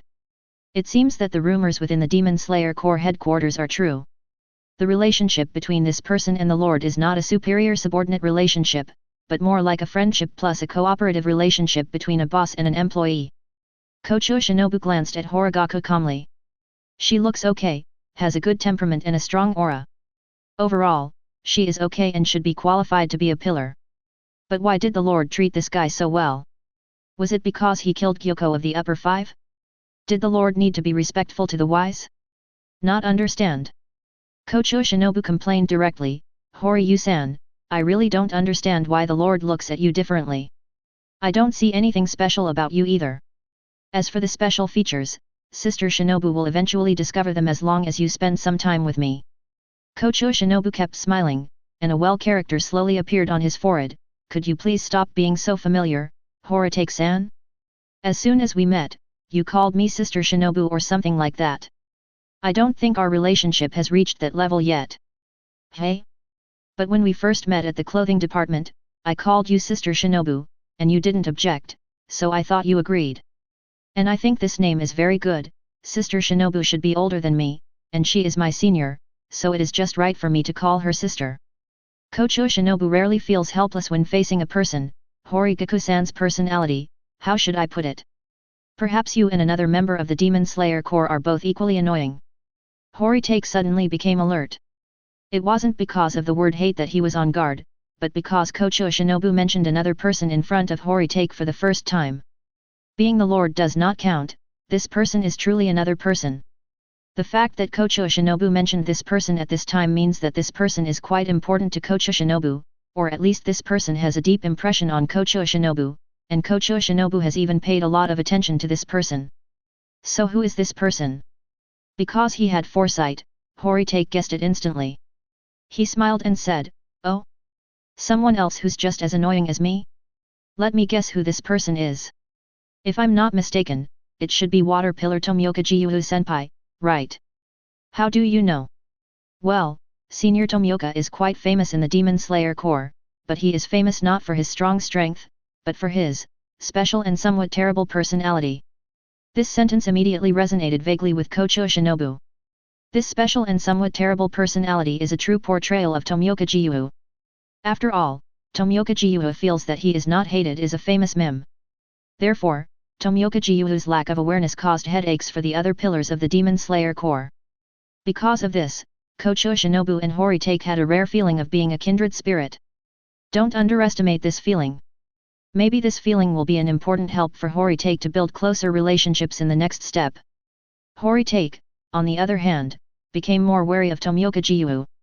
That guy with a terrible personality and expressionless face is a strong rival. A girl with a fake smile and a man with expressionless face, Kocho Shinobu and Tomioka Gyuhu, in the original work, seem to be a vague pair of CPS. Now that Horigaku is here, this couple must be broken up. Shinobu is mine. Tomioka Gyuhu, you deadpan man, just get out of the way. Fortunately, Tomioka Gyuhu's personality makes it impossible for him to express his feelings to Kocho Shinobu actively. It is possible that there is no feeling at all between the two of them at this moment. In this way, Horitake remained vigilant against Tomioka Gyuhu in his heart. Kocho Shinobu and Horigaku walked together in the Demon Slayer Corps headquarters, heading towards the Yubayashiki house. The two chatted casually like this, and regardless of whether their favorability increased or not, at least Horitake made Kocho Shinobu remember him. Soon, the two arrived at Yubayashiki's door. The last time Horitake came here, although he was not familiar with the route, he knew how to get there. After many twists and turns, Horitake and Kocho Shinobu arrived at the area of white cobblestones, where Kaguya was meeting important people. When he arrived here, the head of Yubayashiki Kaguya and Mrs. Yubayashiki Aminu were already sitting in the corridor, waiting for Horitake. Kocho Shinobu bowed to Kaguya and Amini earnestly, "My lord, madam, Horitake is here." Horitake bowed as before, "It's been a long time since we last met, my lord, Lady Amini." When the Yubayashiki couple saw Horitake, Kaguya still had one eye to see at this time, they laughed from the bottom of their hearts, "Long time no see, Horitake." Kocho Shinobu next to him was slightly surprised. He was not only surprised by Horitake's bow, but also surprised by the attitude of the Yubayashiki couple towards Horitake. It seemed that the rumors within the Demon Slayer Corps were true. Chapter 69. Looking at Kaguya, Horitake carefully observed his condition and found that the master was in good spirits and his physical condition was not too bad. Horitake laughed and said, "It seems that the master has kept our promise and has been recuperating during this period." Kaguya also laughed, very happily, "Yes, during this period, Amini and Kirya did not allow me to handle too much work, and I mainly focused on resting and recuperating. Really, I haven't had this much free time in many years. I was a little uncomfortable at first." Lady Amina looked at her husband, "Wouldn't it be nice to have some free time? It would also allow you to take a break." In response, Kaguya smiled but said nothing. Mrs. Amina sighed and shook her head, then turned to Horitake and said, "Mr. Horitake, please take a look at my husband's physical condition and his curse." Kaguya suddenly held Amina's hand, and although her tone was gentle, it left no room for doubt. "Amina, let's talk about business first, then personal matters." Horitake exclaimed, "When the Lord is righteous."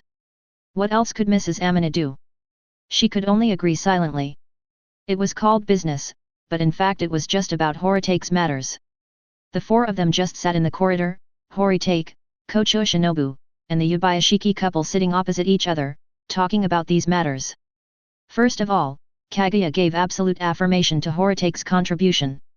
He said excitedly, "Horitake, you were able to kill Gyoko of the upper rank 5, which really made a great contribution to our Demon Slayer Corps.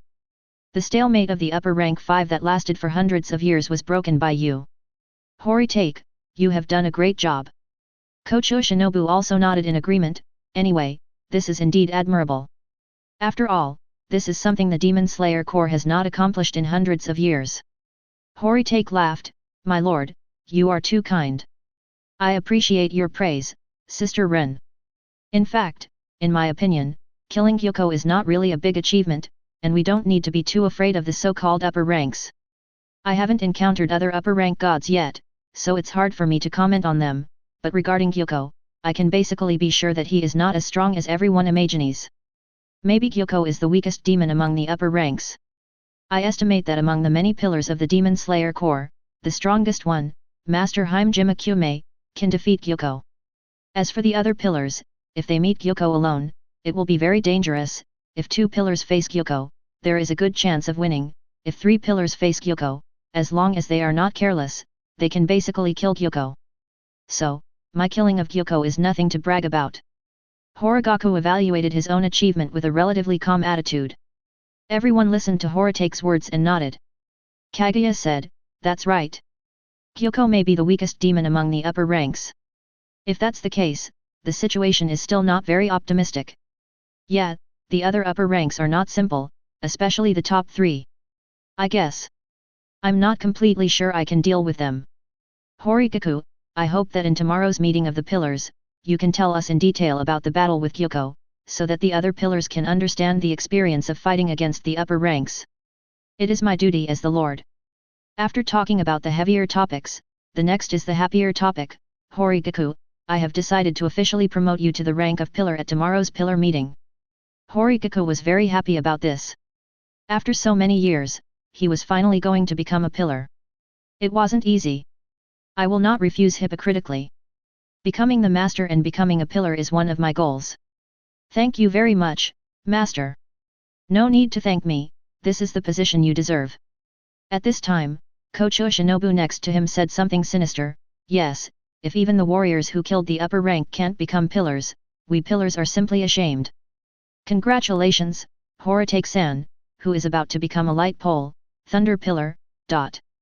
Horitake's face froze. He glared at Kocho Shinobu with some annoyance, which greatly satisfied Kocho Shinobu's evil heart. Then Horitake faced Kaguya and made a helpless request, "My lord, this lightning pillar.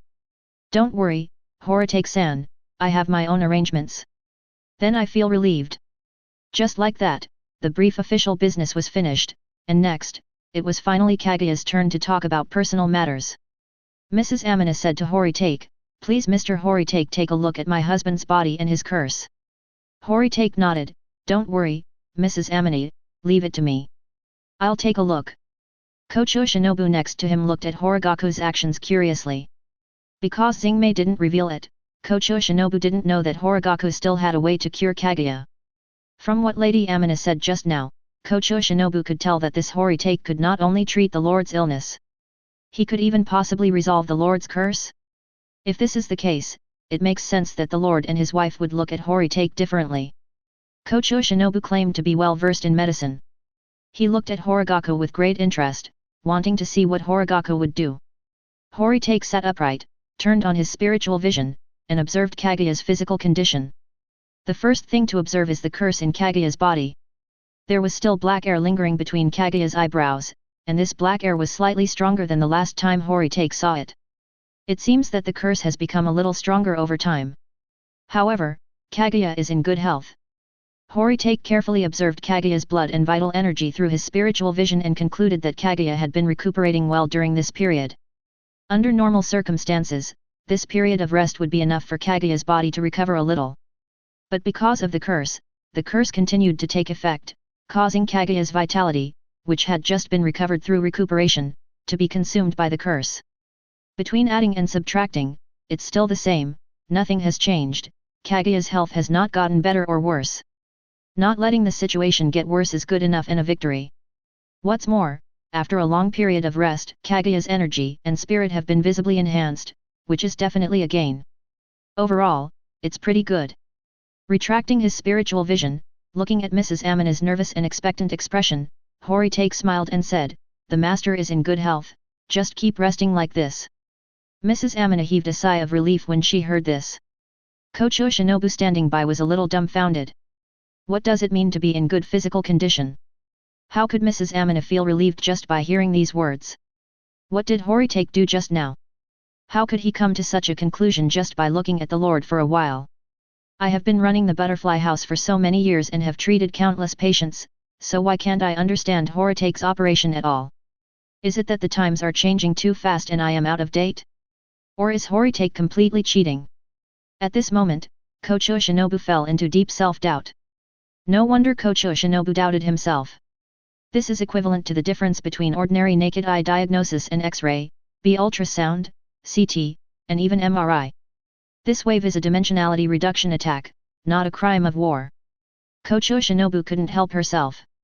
Even though it was a bit rude, she still asked, "Excuse me, I really want to ask, Horitake-san, what happened to you just now? How did you come to this conclusion after just looking at the Lord for a while?" Horitake then realized that Kocho Shinobu still had no idea of his own background and depth. This is a good thing. When a woman becomes interested in and puzzled by a man, it is the beginning of that woman's fall. Horikako looked at Kocho Shinobu, smiled and said the words that appear frequently, "My eyes can see things that ordinary people can't see." Kocho Shinobu, hey. Chapter 70. Horikako once again said the words that have appeared very frequently recently, describing how unique his eyes are. Having said that, I am a little annoyed after Horitake has introduced this too many times. I feel like my eyes are like some kind of bug. Any unreasonable and unconscionable logic can be blamed on these eyes. Horitake's eyes, crying, "It's so hard for me." Horitake's vision, whistling and pretending to be a passerby. Kocho Shinobu looked into Horitake's eyes, very puzzled. "Can you see things that ordinary people can't see? For example, I can see through a person's chi, blood, and life force, can see through things vaguely, can see through illusions, and so on and so forth, there are many uses. Is there such a thing?" Kocho Shinobu was a little emotional. "So, you just took a few glances and saw clearly the Lord's physical condition?" Horitake nodded, very calmly, "It sounds outrageous, but it's true." "Okay." Kocho Shinobu didn't know what to say for the moment, she could only continue to smile. At this time, Mrs. Amini asked about the topic that she was most concerned about, "Mr. Horitake, how is my husband's curse?" Horitake tells the truth, the curse has deepened a little bit. Mrs. Amina's heart almost skipped a beat, but Kaguya acted relatively calm and composed.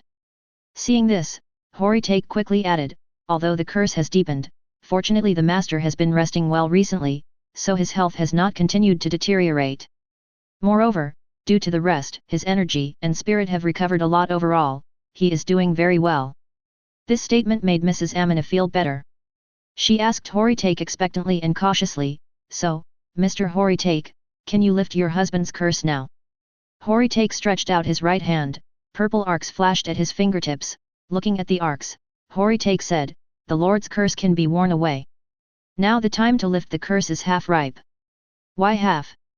Horitake did not say it directly, but asked Kaguya and Amina to observe the arc on his hand. "My lord, Madam Amina, this is the lightning I released through breathing techniques. What do you think is different about this lightning?" After thinking for a while, Kaguya replied, "Purple lightning is very magical and rare. Yes, this is my own thunder, different from other thunder. Ever since my breathing method evolved from thunder breathing to heavenly thunder breathing, the lightning I release has become increasingly powerful. With my recent increase in strength, my lightning is almost indistinguishable from the natural lightning. The Yubayashiki couple stared at Horitake's fingertips without saying a word. Kocho Shinobu looked at the purple arc on Horitake's fingertips and felt surprised. Is it really possible that the lightning released through breathing techniques has the same power as the thunder from heaven? But when Kocho Shinobu looked at the purple lightning, he did feel that it was mysterious and gave people a sense of unfathomable power. It was not just ordinary lightning. Kocho Shinobu couldn't maintain her usual smile, she looked dull and dazed. Horitake played with the arc on his fingertips and continued, the power of heavenly thunder is the most positive and yang, and is the nemesis of all evil and sinister forces, including the curse within the body. If we only look at the quality of the thunder, this lightning is enough to wear away the curse in the body. But it is not possible now, because the Lord's body is weak after all and cannot resist my lightning stimulation. If we rashly input this lightning into the body of the Master to dispel the curse, I am afraid that the curse will not be completely dispelled before the Master's body can bear it. So now the time is half ripe. The Yubayashiki couple understood what Horitake said and nodded. Lady Amini asked, what about the timing of the other half being immature? Horitake put away the purple arc and answered seriously, experience. Experience. Yes, I need to practice repeatedly to eliminate the curse in the human body until I have great control over lightning, until I am experienced, and until I can completely eliminate the curse without causing any harm to the human body.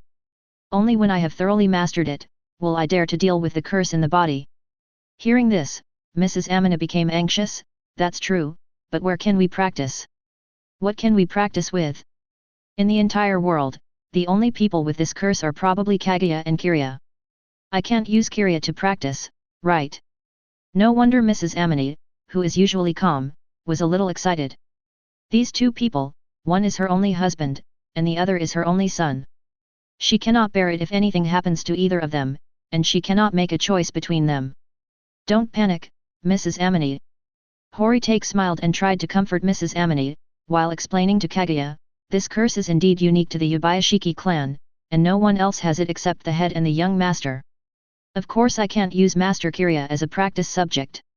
But fortunately, there are so many ghosts in this world, and every ghost has a curse and is bound by Kibutsuji Muzan. When the word curse was mentioned, the three people present understood instantly. The so-called curse means that Kibutsuji Muzan can control every ghost, even hear the ghost's voice, and read the ghost's memory before death. When the ghost is alive, it cannot call Kibutsuji Muzan's name directly. Kaguya was also a little excited. It seems that the spell of these ghosts is also a curse. Of course it is a curse, perhaps from the same source. This curse is similar to the curse on the Master. There are so many ghosts in the world. I can capture them alive and practice and experiment on them until I am completely proficient in it. When I can use lightning to eliminate the curse in a ghost's body without harming it at all, I will be able to remove the curse for my master. By then, the disease will be cured. Mrs. Amina was relieved, holding her chest and breathing a sigh of relief. Kaguya also asked impatiently, Horitake, how much time do you need? I can't really say for sure, but I will do it as soon as possible. After becoming a pillar, I will go around catching ghosts and practicing. As the master, just relax. Also, the Lord's recuperation was very useful. His body did not deteriorate and his spirits were better than before, which would be very helpful in dispelling the curse in the future. Please keep up the good work, my lord, and continue to recuperate like this. Kaguya laughed heartily, it looks like my vacation will be extended again. Isn't this great? My lord. Seeing that there was great hope of removing the curse, the Yubayashiki couple felt much better and talked a lot with Horitake and Kocho Shinobu. Until Kaguya became a little tired, Horitake and Kocho Shinobu took the initiative to leave. Finally, Kaguya told Horitake, Horitake, don't forget to attend the Hashiram meeting here tomorrow. Don't worry, I'll remember it. Just like that, Horitake and Kocho Shinobu said goodbye to the Yubayashiki couple and left the Yubayashiki family. After leaving Yubayashiki's house, Kocho Shinobu looked at Horitake with a complicated expression, Horitake-san, you are truly a amazing person. Isn't it true? With mysterious eyes, magical lightning, and many mysterious methods, Kocho Shinobu can only be described as a magical person. Seeing Kocho Shinobu's inquiring eyes, Horitake felt very happy. Sister Shinobu is starting to become curious about me, which is a good thing. It might be the beginning of a strategy. Horitake was about to talk to Kocho Shinobu for a few more words to deepen their relationship, but suddenly, he realized that he had overlooked one thing. Wait. The pillar meeting will start tomorrow. Where will I stay tonight? Chapter 71. Horitake realized an important question, where would he stay tonight? I am a man who is about to become a pillar, but I have nowhere to go in the Demon Slayer Corps headquarters. This is outrageous.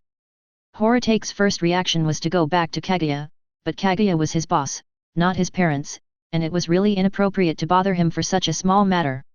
So, Horitake looked at Kocho Shinobu and asked his own question, by the way, Sister Shinobu, where am I staying tonight?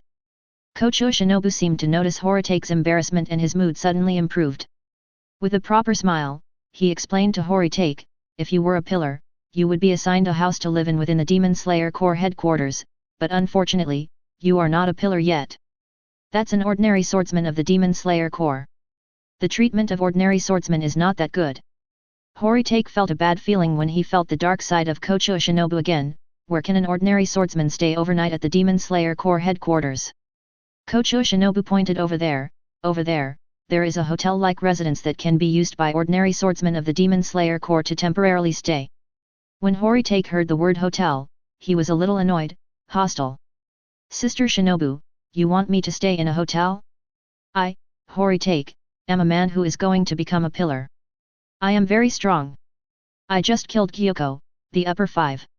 Someone like me came to the Demon Slayer Corps headquarters and was forced to stay in a hotel? Isn't this a bit unreasonable? I shed blood for the Demon Slayer Corps? I shed tears for the Demon Slayer Corps? I did my best for the Demon Slayer Corps? You can't treat heroes like this. Although Horitake was rambling a lot, Kocho Shinobu only said one sentence, Allah, don't want to stay in a hotel? Then there's nowhere to stay. Horitake was indignant at this time. You've hinted so clearly, why don't you invite me to live in Butterfly House, Sister Shinobu? In the original novel, Tanjiro and his 3 companions can live in the Butterfly House when they have nothing to do. Why can't I? How am I worse than them? In that case, I won't hint anymore. At this time, I should continue to follow the shameless policy. Horitake approached Kocho Shinobu like this, I heard that there are many empty rooms in the Butterfly House, and the scenery there is suitable. I will stay in Sister Shinobu's Butterfly House tonight. Where did this self-familiar scoundrel come from?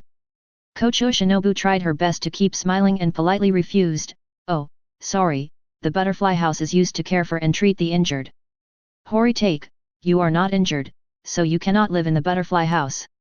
Or if I beat you up, and you're injured, you can live in the Butterfly House. Don't worry, I will treat you personally after you move into the Butterfly House. Although the tone was gentle, the threat in it was self-evident. Horitake was willing to take risks. He faced Kocho Shinobu with his arms open, acting defenseless, then please do it, Sister Shinobu. Veins popped out of Kocho Shinobu's head. If it were anyone else, facing such a sharp-tongued person like me, they would have been scared away long ago, but this guy was like tough meat on a rolling pin and there was nothing I could do about it. Could it be that he is my nemesis? Horitake also knew that too much is as bad as too little, so he lowered his arms and tried to please Kocho Shinobu, Sister Shinobu, can you let me stay at the Butterfly House for one night? Can you bear to see me squeeze into a hotel or even sleep on the street? Facts have proved that Kocho Shinobu is a person who responds to soft words and not hard ones. As long as you act like a rogue first, then soften your attitude, and then have a good attitude, Kocho Shinobu may still be dealt with. Kocho Shinobu looked at Horitake, thought for a moment, and agreed, okay, I'll show mercy and let you stay in the Butterfly House for one night. Thank you, Sister Shinobu. In this way, Kocho Shinobu brought Horitake to the Butterfly House. The Butterfly House lives up to its name, with many beautiful kocho flying in the yard, creating a peaceful and beautiful scene. Recently, there are not many injured swordsmen in the Demon Slayer Corps headquarters, and there are even fewer swordsmen living in the Butterfly House for treatment, so the 5 sisters in the Butterfly House are relatively free. When Kocho Shinobu and Horigaku arrived at the Butterfly House, they happened to see the 5 sisters in the Butterfly House. Sayuri Kanawa was standing in the courtyard, looking at the kocho on his finger with a smile, looking like a wooden man. Kanzaki Aoi was working very skillfully, hanging various fabrics and clothes on bamboo poles. Teraka Kiyoshi, Nakahara Sumiko, and Takada Nao, 3 little sisters with small eyes, were sitting in the corridor, chattering about something. At this time, the 5 sisters saw Kocho Shinobu, and also saw Horitake who came with Kocho Shinobu. When they saw that Horitake was not injured, a strange thought came to their minds at the same time: Sister Shinobu is back with a man. It's no wonder they think so, because in their impression, the people brought back by Kocho Shinobu were basically wounded patients, or people she knew before. This was the first time she brought back a strange man. The 5 sisters, with 5 pairs of eyes, stared at Horitake and Kocho Shinobu without blinking, wanting Kocho Shinobu to give an explanation. Kocho Shinobu, who had been smiling the whole time, showed a helpless look for the first time. She could only explain to her 5 sisters, "This guy is called Horitake, he's a scoundrel. He's not sick or injured, but he insisted on staying in our butterfly house for a night." At this time, a strange thought arose in the minds of the 5 sisters at the same time: "Sister Shinobu, your explanation is more like a cover-up. What is your relationship with this man?" Kocho Shinobu seemed to have noticed something was wrong, patted his face, restored his smiling face, and said to them softly, "And this guy seems to be a pervert. You 5 must be careful and don't get close to him. If he tries to get close to you, tell me quickly and I will beat him away." "That's right. This is the shinobi sister I know." The 5 sisters breathed a sigh of relief at the same time, feeling that things were finally back to normal. Horitake was listening to this with a frown on his face. "Sister Shinobu, how can you introduce someone as a pervert? You are destroying my image. I still want to have a good relationship with my 5 lovely sisters." The 5 sisters looked at Kocho Shinobu with strange eyes again. This man actually called Sister Shinobu Sister Shinobu. Isn't it only us who have such intimate names? Why can this man call her like this? And Sister Shinobu didn't refute it. Kocho Shinobu smiled, his emotions once again feeling like they were getting out of control. "Is this the first time today that I've been emotionally impulsive?" "Several times. It seemed like it was all after I met Horitake." Suddenly, Shinki Aoi was the first to react. She pointed at Horitake and was very surprised. Your name is Horitake. Could it be that you are the Lord Horitake who killed the upper rank 5 and is about to be promoted to the rank of pillar?" After hearing what Kamiki Aoi said, the other 4 girls looked at Horitake in surprise. In their eyes, there was not only surprise but also admiration and respect. At this moment, Horitake just wanted to put his hands on his hips and laugh out loud. "Ha ha ha ha, great! That's right! Things are finally back to normal. These 5 sisters of Butterfly House should not be wary of themselves as they treat strangers, but should admire themselves as they do heroes. That's right."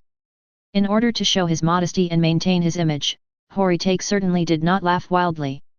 Facing the 5 sisters in the Butterfly House, he smiled very brightly and said, "Yes.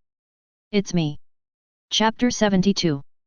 Horitake was feeling very proud at this moment, in short, very proud. After all, who doesn't want to enjoy the feeling of being famous?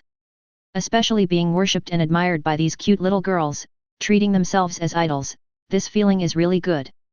Kanzaki Aoi's expression is indeed full of surprise and admiration. Although Tsuyuri Kanawo is dazed, the surprise in her eyes is not fake. Only these 3 sisters with beady eyes. The 3 of them's subsequent reactions caught Horitake off guard. I saw Xiaocheng, and Zionaho, the 3 little sisters, sitting in the corridor. They looked at Horitake and then gathered together and chattered strangely. Is this the legendary Horitake-sama? Why does he look? It looks a little off, doesn't it?" Yes. He doesn't look like a strong man who can kill an upper rank. I heard that Lord Horitake is very strong and can knock down several trees with one punch, but he doesn't look like that. I also heard that Lord Horitake looks very scary, and his appearance alone can scare ordinary ghosts into tears. Yes, Lord Horitake doesn't look as strong as the legend says. Horitake's face was suddenly filled with black lines. The smile on Kocho Shinobu's face at this moment was truly from the heart. She smiled at Horitake and said, "Oh my, I didn't expect that Horitake-san would have such an image in the hearts of little girls. It seems that you have failed to live up to their expectations. Sister Shinobu, please stop adding fuel to the fire." Horitake felt like he had been humiliated. His face was as dark as the bottom of a pot. "No, I have to find out where these rumors came from. They are ruining my reputation." Horitake walked over, rubbed his face, tried to soften his expression, and tried to be amiable to the 3 sisters with big eyes. "Little sister, where did you hear those descriptions of me that you just said? Can you tell me? I promise not to beat him to death." The three sisters with dowdu eyes are very well behaved. Hey, that's what the swordsman who came to the butterfly house for treatment said. Horitake had a bad feeling. Did one person say this, or did many people say something different? A lot of people say different things. After hearing this, Horitake became a little withdrawn. He understood that this was not a rumor spread by one person, but an extremely widespread rumor, the kind that could not be found and could not be contained. It is probably because after he killed Gyoko, his fame spread, and some people began to imagine his image. As a result, this imagination was spread as a rumor, and the rumor became more and more outrageous. It is impossible to curb these inexplicable rumors. But fortunately, I can show my true situation to these 5 sisters. Horitake once again spoke softly to the 3 sisters with big eyes. Little sisters, those are just rumors. You can't believe them. I am Horitake who killed Gyoko. Don't doubt my identity. The 3 sisters with dowdu eyes immediately raised their doubts, but, Onasan, you don't seem to have the aura of a strong man at all. Did you really kill the upper rank? Yes, yes, is it possible that he lied about his achievements? After all, big brother, you really can't tell how strong you are? Not like those muscular guys in the pillar. Well, symbols began to appear above Horitake's head. Who told you that a strong man must be a muscular man? What the little sister said is biased. The muscular men in the column do look very strong. However, there are many ordinary-looking or even weak people in the column. For example, Iguro Obanai, Tokaido Muchiro, and Tomioka Jiyu. They also don't have the aura of a strong person that you mentioned, but they are indeed very strong. The 3 sisters with big eyes blinked their big eyes. It seems to be true.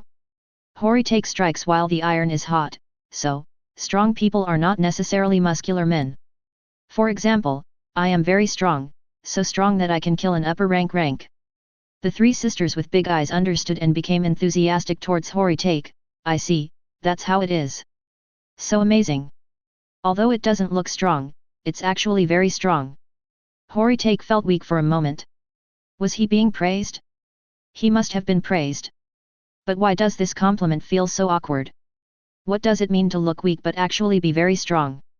Horitake wanted to explain something, but he still felt tired when he saw the 3 innocent sisters with big eyes. Forget it, I'll just change this preconceived impression by getting to know each other better over time. Helplessly, Horitake turned around and looked at Kocho Shinobu who was smiling, and said in a gloomy tone, Sister Shinobu, where do I stay tonight? Kocho Shinobu pointed casually, there's a woodshed over there. What the hell? Horitake was horrified, Sister Shinobu, you want me to sleep in the woodshed? How did I offend you? Sister Shinobu smiled, Horitake-san, didn't you notice? You've been offending me from the beginning, and you didn't even notice that. I'm sorry that you're so unconscious. I was rude. That's right. This is Kocho Shinobu, the feeling and taste are just right.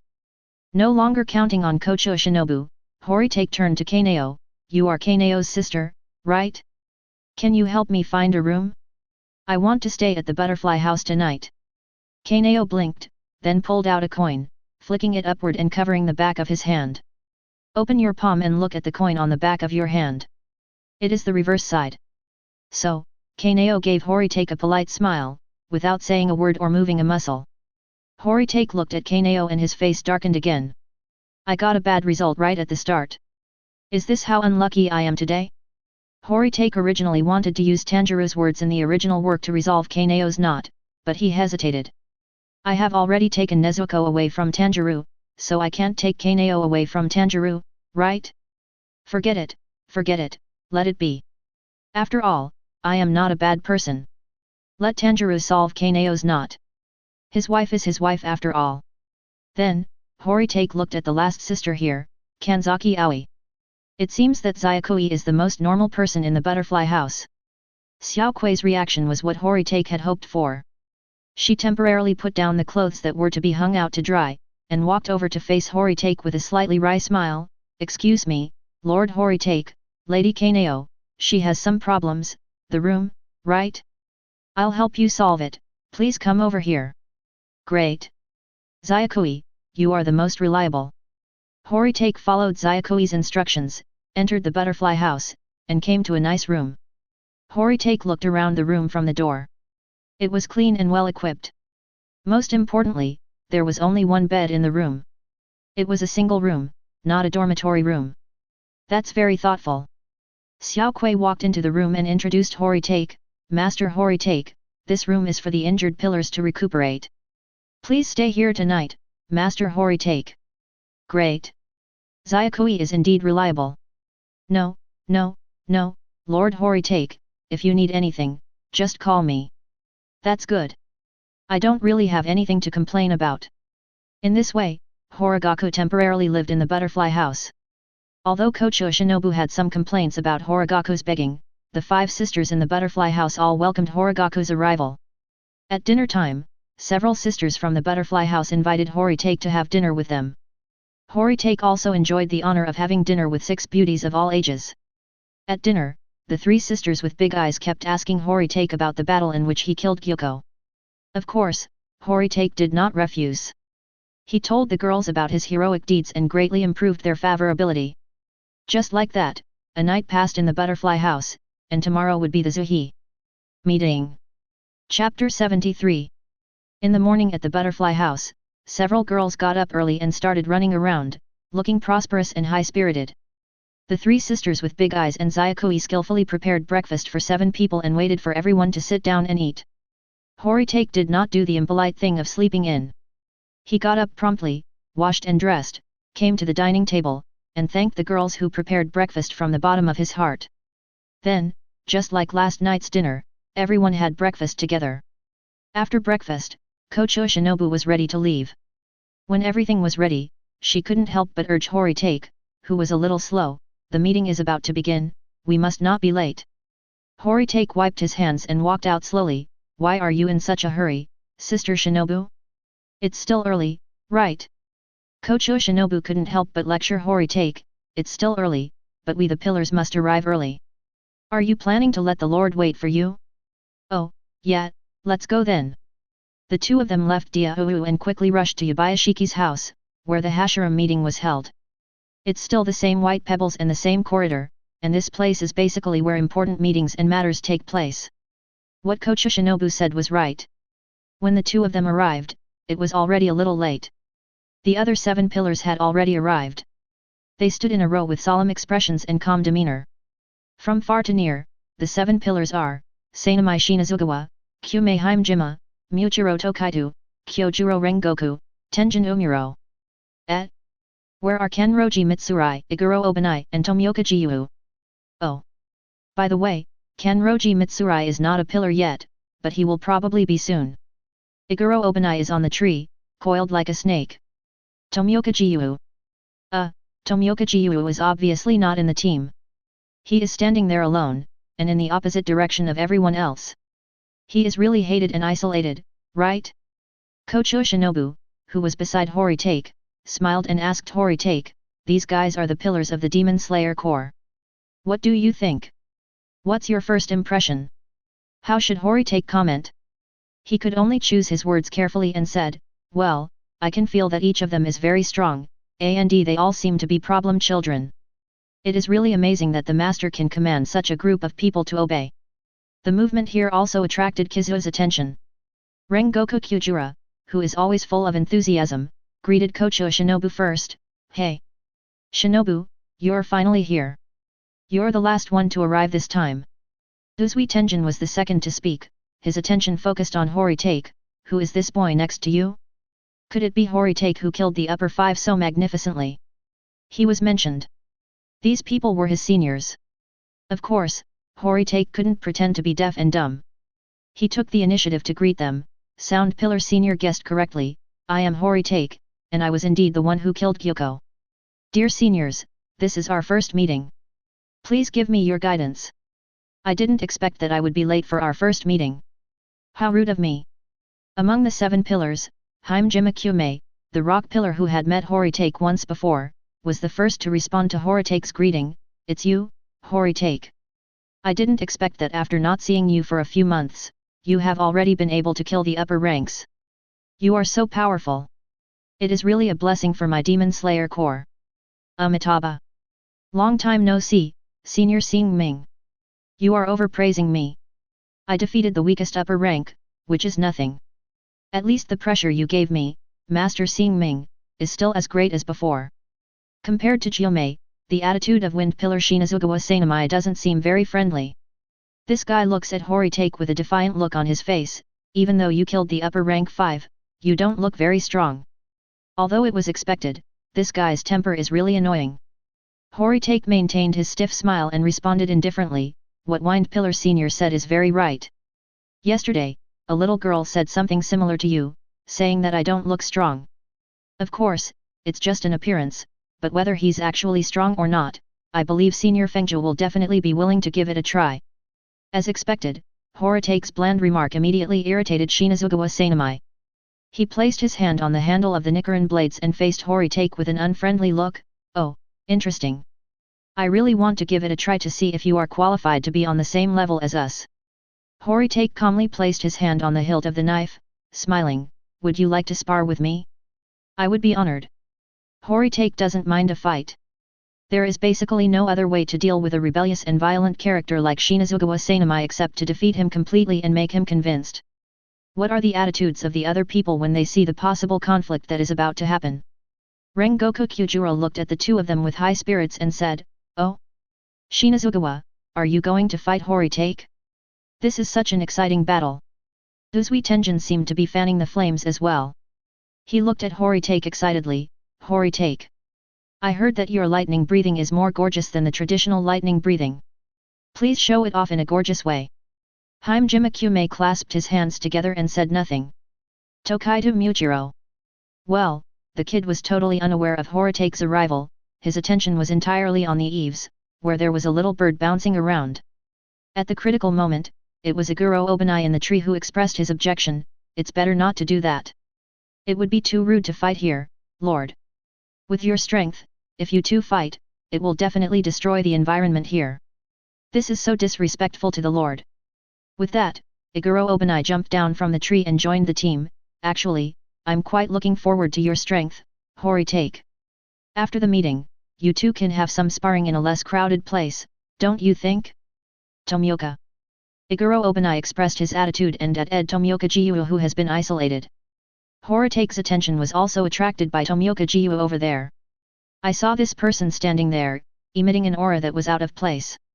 He just stood there, not facing the crowd, with a blank expression on his face, and uttered a few words faintly, you can fight, or you cannot fight.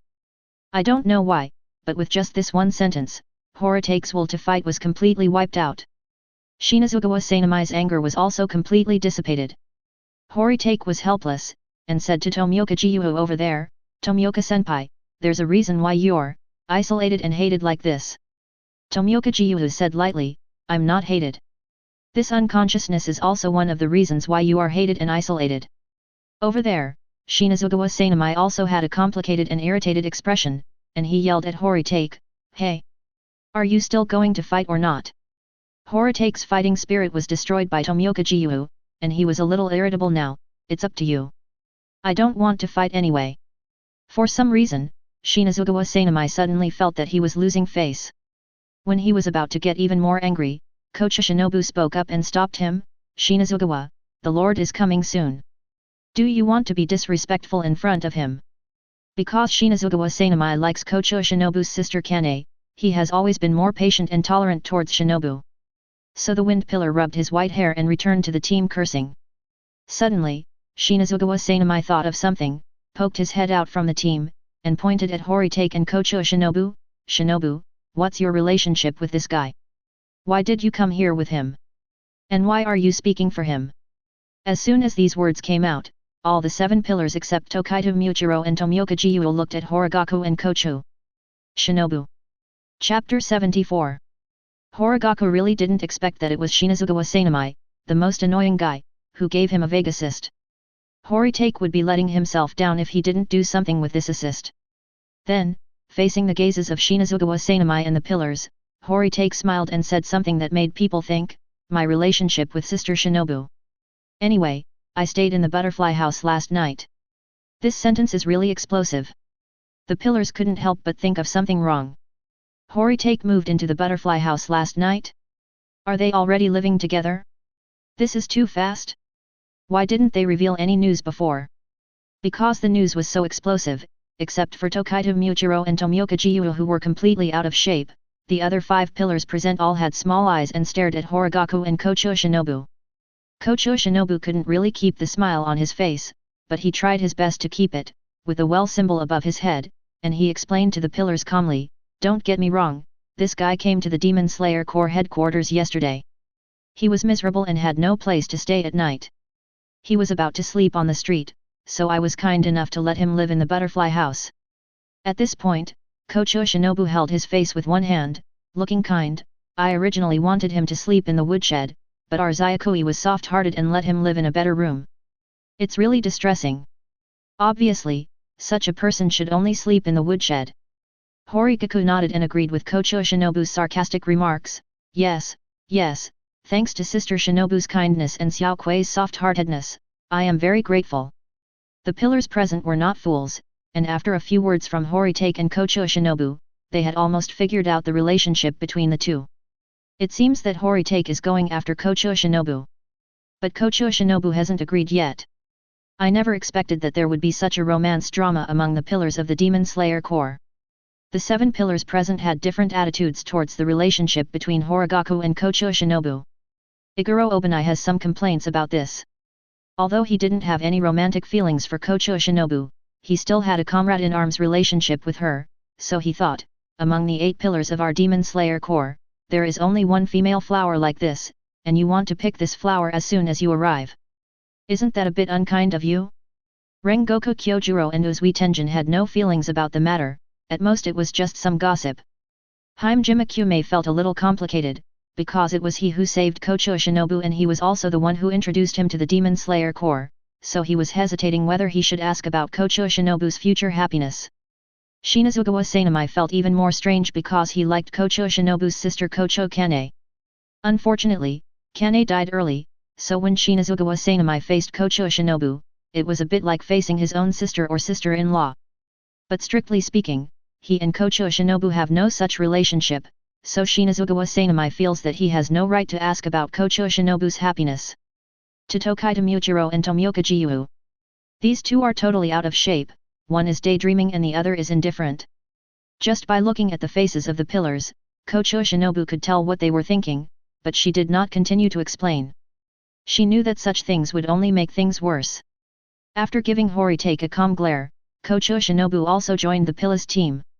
In this way, everyone except Tomioka Jiyu and Horitake stood in a row, waiting for Yubayashiki Kaguya.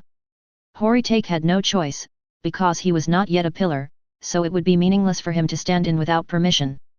He could only stand aside, facing the room like the other pillars. Tomioka Jiyu was simply isolated. Everyone was silent and waited for about a few minutes, and Yubayashiki Kaguya finally appeared. Supported by her 2 daughters, Yubayashiki Kaguya walked out slowly. It is worth mentioning that Yubayashiki Kiriya followed Kaguya. He did not support Kaguya, but acted like an independent little adult. Horitake immediately understood Kaguya's intention. This was a preparation for training the next generation, and it was also Kaguya's plan to gradually delegate power. Kaguya and Kiriya walked to the corridor, and all the pillars knelt on one knee to salute Kaguya, calling him Lord. When did Tomioka Jiyu return to the team? It seems that he is not completely unconscious. Horitake did not kneel as before, but simply bowed and saluted. The other pillars looked at Horitake with awe at the peculiar way he performed the salute. Tenjin Uzui was born a ninja, and his sense of hierarchy was stronger than that of ordinary people. He couldn't help but whispered to Horitake, "Hey, Horitake, aren't you being a little rude?" Horitake remained unmoved, his tone was calm but firm, "Please forgive my inexplicable pride. There are some things I cannot explain, but this is my insistence and bottom line. However, my respect for the Lord is no less than yours." The pillars keenly observed that Horitake addressed Kaguya as Master Sama instead of Lord Sama, and they were all surprised again. Logically speaking, Shinazugawa Sanamai, who had the most explosive temper, should have lost his temper, but he also noticed something unusual. At least the Lord had no objection, so he did not say anything. Kaguya stood in the corridor, looking at the pillars and Horitake, and smiled from the bottom of her heart, "My children, wake up." All the pillars stood up and looked at Horitake calmly. Just now, Horitake was even more out of place than Tomioka Jiyu. Kaguya took the initiative to explain to Horitake, what everyone doesn't know is that Horitake's father is from the sovereign country across the sea, so strictly speaking, Horitake is also from the sovereign country, and there is no need for him to show respect to me. The pillars suddenly realized that if this was the reason, they could still accept it. At this time, Kaguya expressed his thoughts again, in fact, in my heart, you are all my beloved subordinates, and you are all my cherished children. There is no need for you to perform formalities with me. You just need to respect me in your heart. Hime Jimakume folded her hands and shed tears, chanting Buddha's name, while refusing, my lord, this is wrong. Etiquette cannot be abolished. My lord has worked hard for the Demon Slayer Corps and given everything. It is right for us to respect and love you. Amitabha. All the pillars nodded in agreement and continued to echo. They insisted on doing so, and Kaguya had no choice but to accept it with a wry smile. Horitake was thinking about something. You cannot kneel down. You have your own persistence and pride. But it's not good to be so out of place all the time. There will be many meetings of the pillars in the future. Every time the pillars pay their respects, I will be the only one standing aside, which is a bit awkward. If this continues, he will develop rifts with the other pillars, which will be detrimental to the battle situation. We need to think of a solution. After thinking about it, Horitake came up with a solution that was not a solution and planned to implement it later. Just like that, the pillar meeting of the Demon Slayer Corps officially began. First of all, the first thing to discuss at the meeting was Horitake. Kaguya's spirits were visibly lifted. He looked at Horitake and said to the other pillars, I'm sure everyone knows that a few days ago, Horitake killed Gyoko of the upper 5 in Asakusa, Tokyo. The stalemate of the upper ranks that had lasted for hundreds of years was finally broken. Horitake became the first swordsman in the Demon Slayer Corps to kill an upper rank in all these years. His contribution was outstanding. With such great contributions and such strong strength, as the leader of the Demon Slayer Corps, I have to promote him. Therefore, I have decided to promote Horitake to the 9th pillar of the Demon Slayer Corps, with the title, Heavenly Pillar. Chapter 75. There is nothing to say about promoting Horitake to the rank of pillar, it is very reasonable. But the name of Horitake is very scary. Kaguya actually plans to call Horitake the Pillar of Heaven. When hearing the word Tianzu, Horitake's heart trembled. There was nothing he could do about it, as the weight of these two words was really too heavy. What does Tianzu mean? Could it mean a white jade pillar that supports the sky and a purple gold beam that spans the sea? It was too heavy, and Horitake felt that he couldn't bear it, at least for a newcomer in the Demon Slayer Corps like him. The other 8 pillars were all shocked when they heard Kaguya appointed Horitake as the Heavenly Pillar. Besides being shocked, I also felt a little dissatisfied. The Pillar of Heaven, isn't this a subtle way of suppressing these pillars? How could such a newcomer do this? Could it be that he killed the upper rank 5? Well, killing the upper moons is indeed something remarkable, but it is not enough to promote him to a Pillar of Heaven all at once. This title is a bit too much. Horitake also declined immediately and very seriously, Master, this is too much. The title of Heavenly Pillar is really too much. Please take back your order, Master. I dare not accept it. Kaguya looked at Horitake and said encouragingly, Horitake, you can handle it. The head of the family. Before Horitake could finish, Kaguya interrupted him, Horitake, the pillars are named after the breathing techniques they use. For example, Obanai uses the snake breathing that he created himself, so he is the snake pillar. For example, Muchiro, what he used was also derived from his own creation, the breathing of mist, so it is the mist pillar. And you, Horitake, based on the breathing of thunder, have independently developed a stronger thunder breathing that is comparable to the real thunder in nature, so it is normal for you to be a pillar of heaven. Horitake smiled bitterly, and for a moment he didn't know whether to laugh or cry because of Kaguya's reasonable twisted logic. Shinazugawa Sanamai, who was the most unconvinced, secretly muttered at this time, Tisk, I think it's better to call it a telegraph pole, lightning pole. Kaguya also noticed the discomfort in the hearts of the pillars. Come to think of it, they are seniors after all, and the old pillars who have been famous in the Demon Slayer Corps for a long time. Suddenly, a newcomer becomes the pillar and suppresses them. How can they feel good about it? So, Kaguya began to appease them and explain to the other 8 pillars, I know you are feeling uncomfortable, thinking that Horitake has put you above him right after he arrived. As seniors, you can't save face, right? Haha, Don't hide it. Can't I see what my subordinates are thinking? In a sense, my sudden promotion of Horitake was indeed unfair, and I admit this, and I apologize to everyone. As he said this, Kaguya bowed to the pillars. Kaguya's sudden apology made the pillars panic. The discomfort they had just felt was immediately dispelled by this panic. The pillars scattered and quickly moved away from the direction where Kaguya was bowing. They were in a panic and talked at once, not daring to accept Kaguya's greeting. You can't do that. My lord. You can't do that. My lord, there is no need to go to this extent. We dare not accept it. Yes. My lord, please get up. Even though he was avoided by the pillars, Kaguya still bent down firmly and bowed all the way. The pillars were stunned by Kaguya's greeting, and they still felt uneasy until Kaguya stood up. Horitake was standing nearby, holding his forehead in distress. In order to calm everyone's resentment towards me, Kaguya actually bowed down and apologized in person. This. Lord, is it really necessary for you to do this? Isn't it just that there is hope that I can help you solve the curse? Are you willing to do this for me? After bowing and apologizing, everyone could finally talk calmly. Kaguya also said to the pillars earnestly, it is normal for everyone to feel dissatisfied and resentful about the title of Horitake Tenju. I promoted Horitake to Tenju for special considerations. First of all, Horitake made outstanding contributions. Since joining the Demon Slayer Corps, Kaigaku not only killed Gyoko of the Upper Five, but also killed dozens of evil demons in just a few months. No one can erase such a contribution. At least this point, everyone agrees, right? To this point, the 8 pillars nodded one after another, indicating that they had no objection. Among them, Shinazugawa Sanamai also nodded, although I am somewhat reluctant, this achievement is indeed substantial. Kaguya continued, another important point is that Horitake is extremely powerful. After killing Gyoko by himself, he was not injured at all. Didn't you expect this? Following these words, all the pillars looked towards Horitake. Horitake spread his arms and patted his chest to indicate that he was not injured, and said, I stayed at the butterfly house last night. I wasn't there to treat my injuries. I just wanted to stay overnight. The way the pillars looked at Horitake was different again.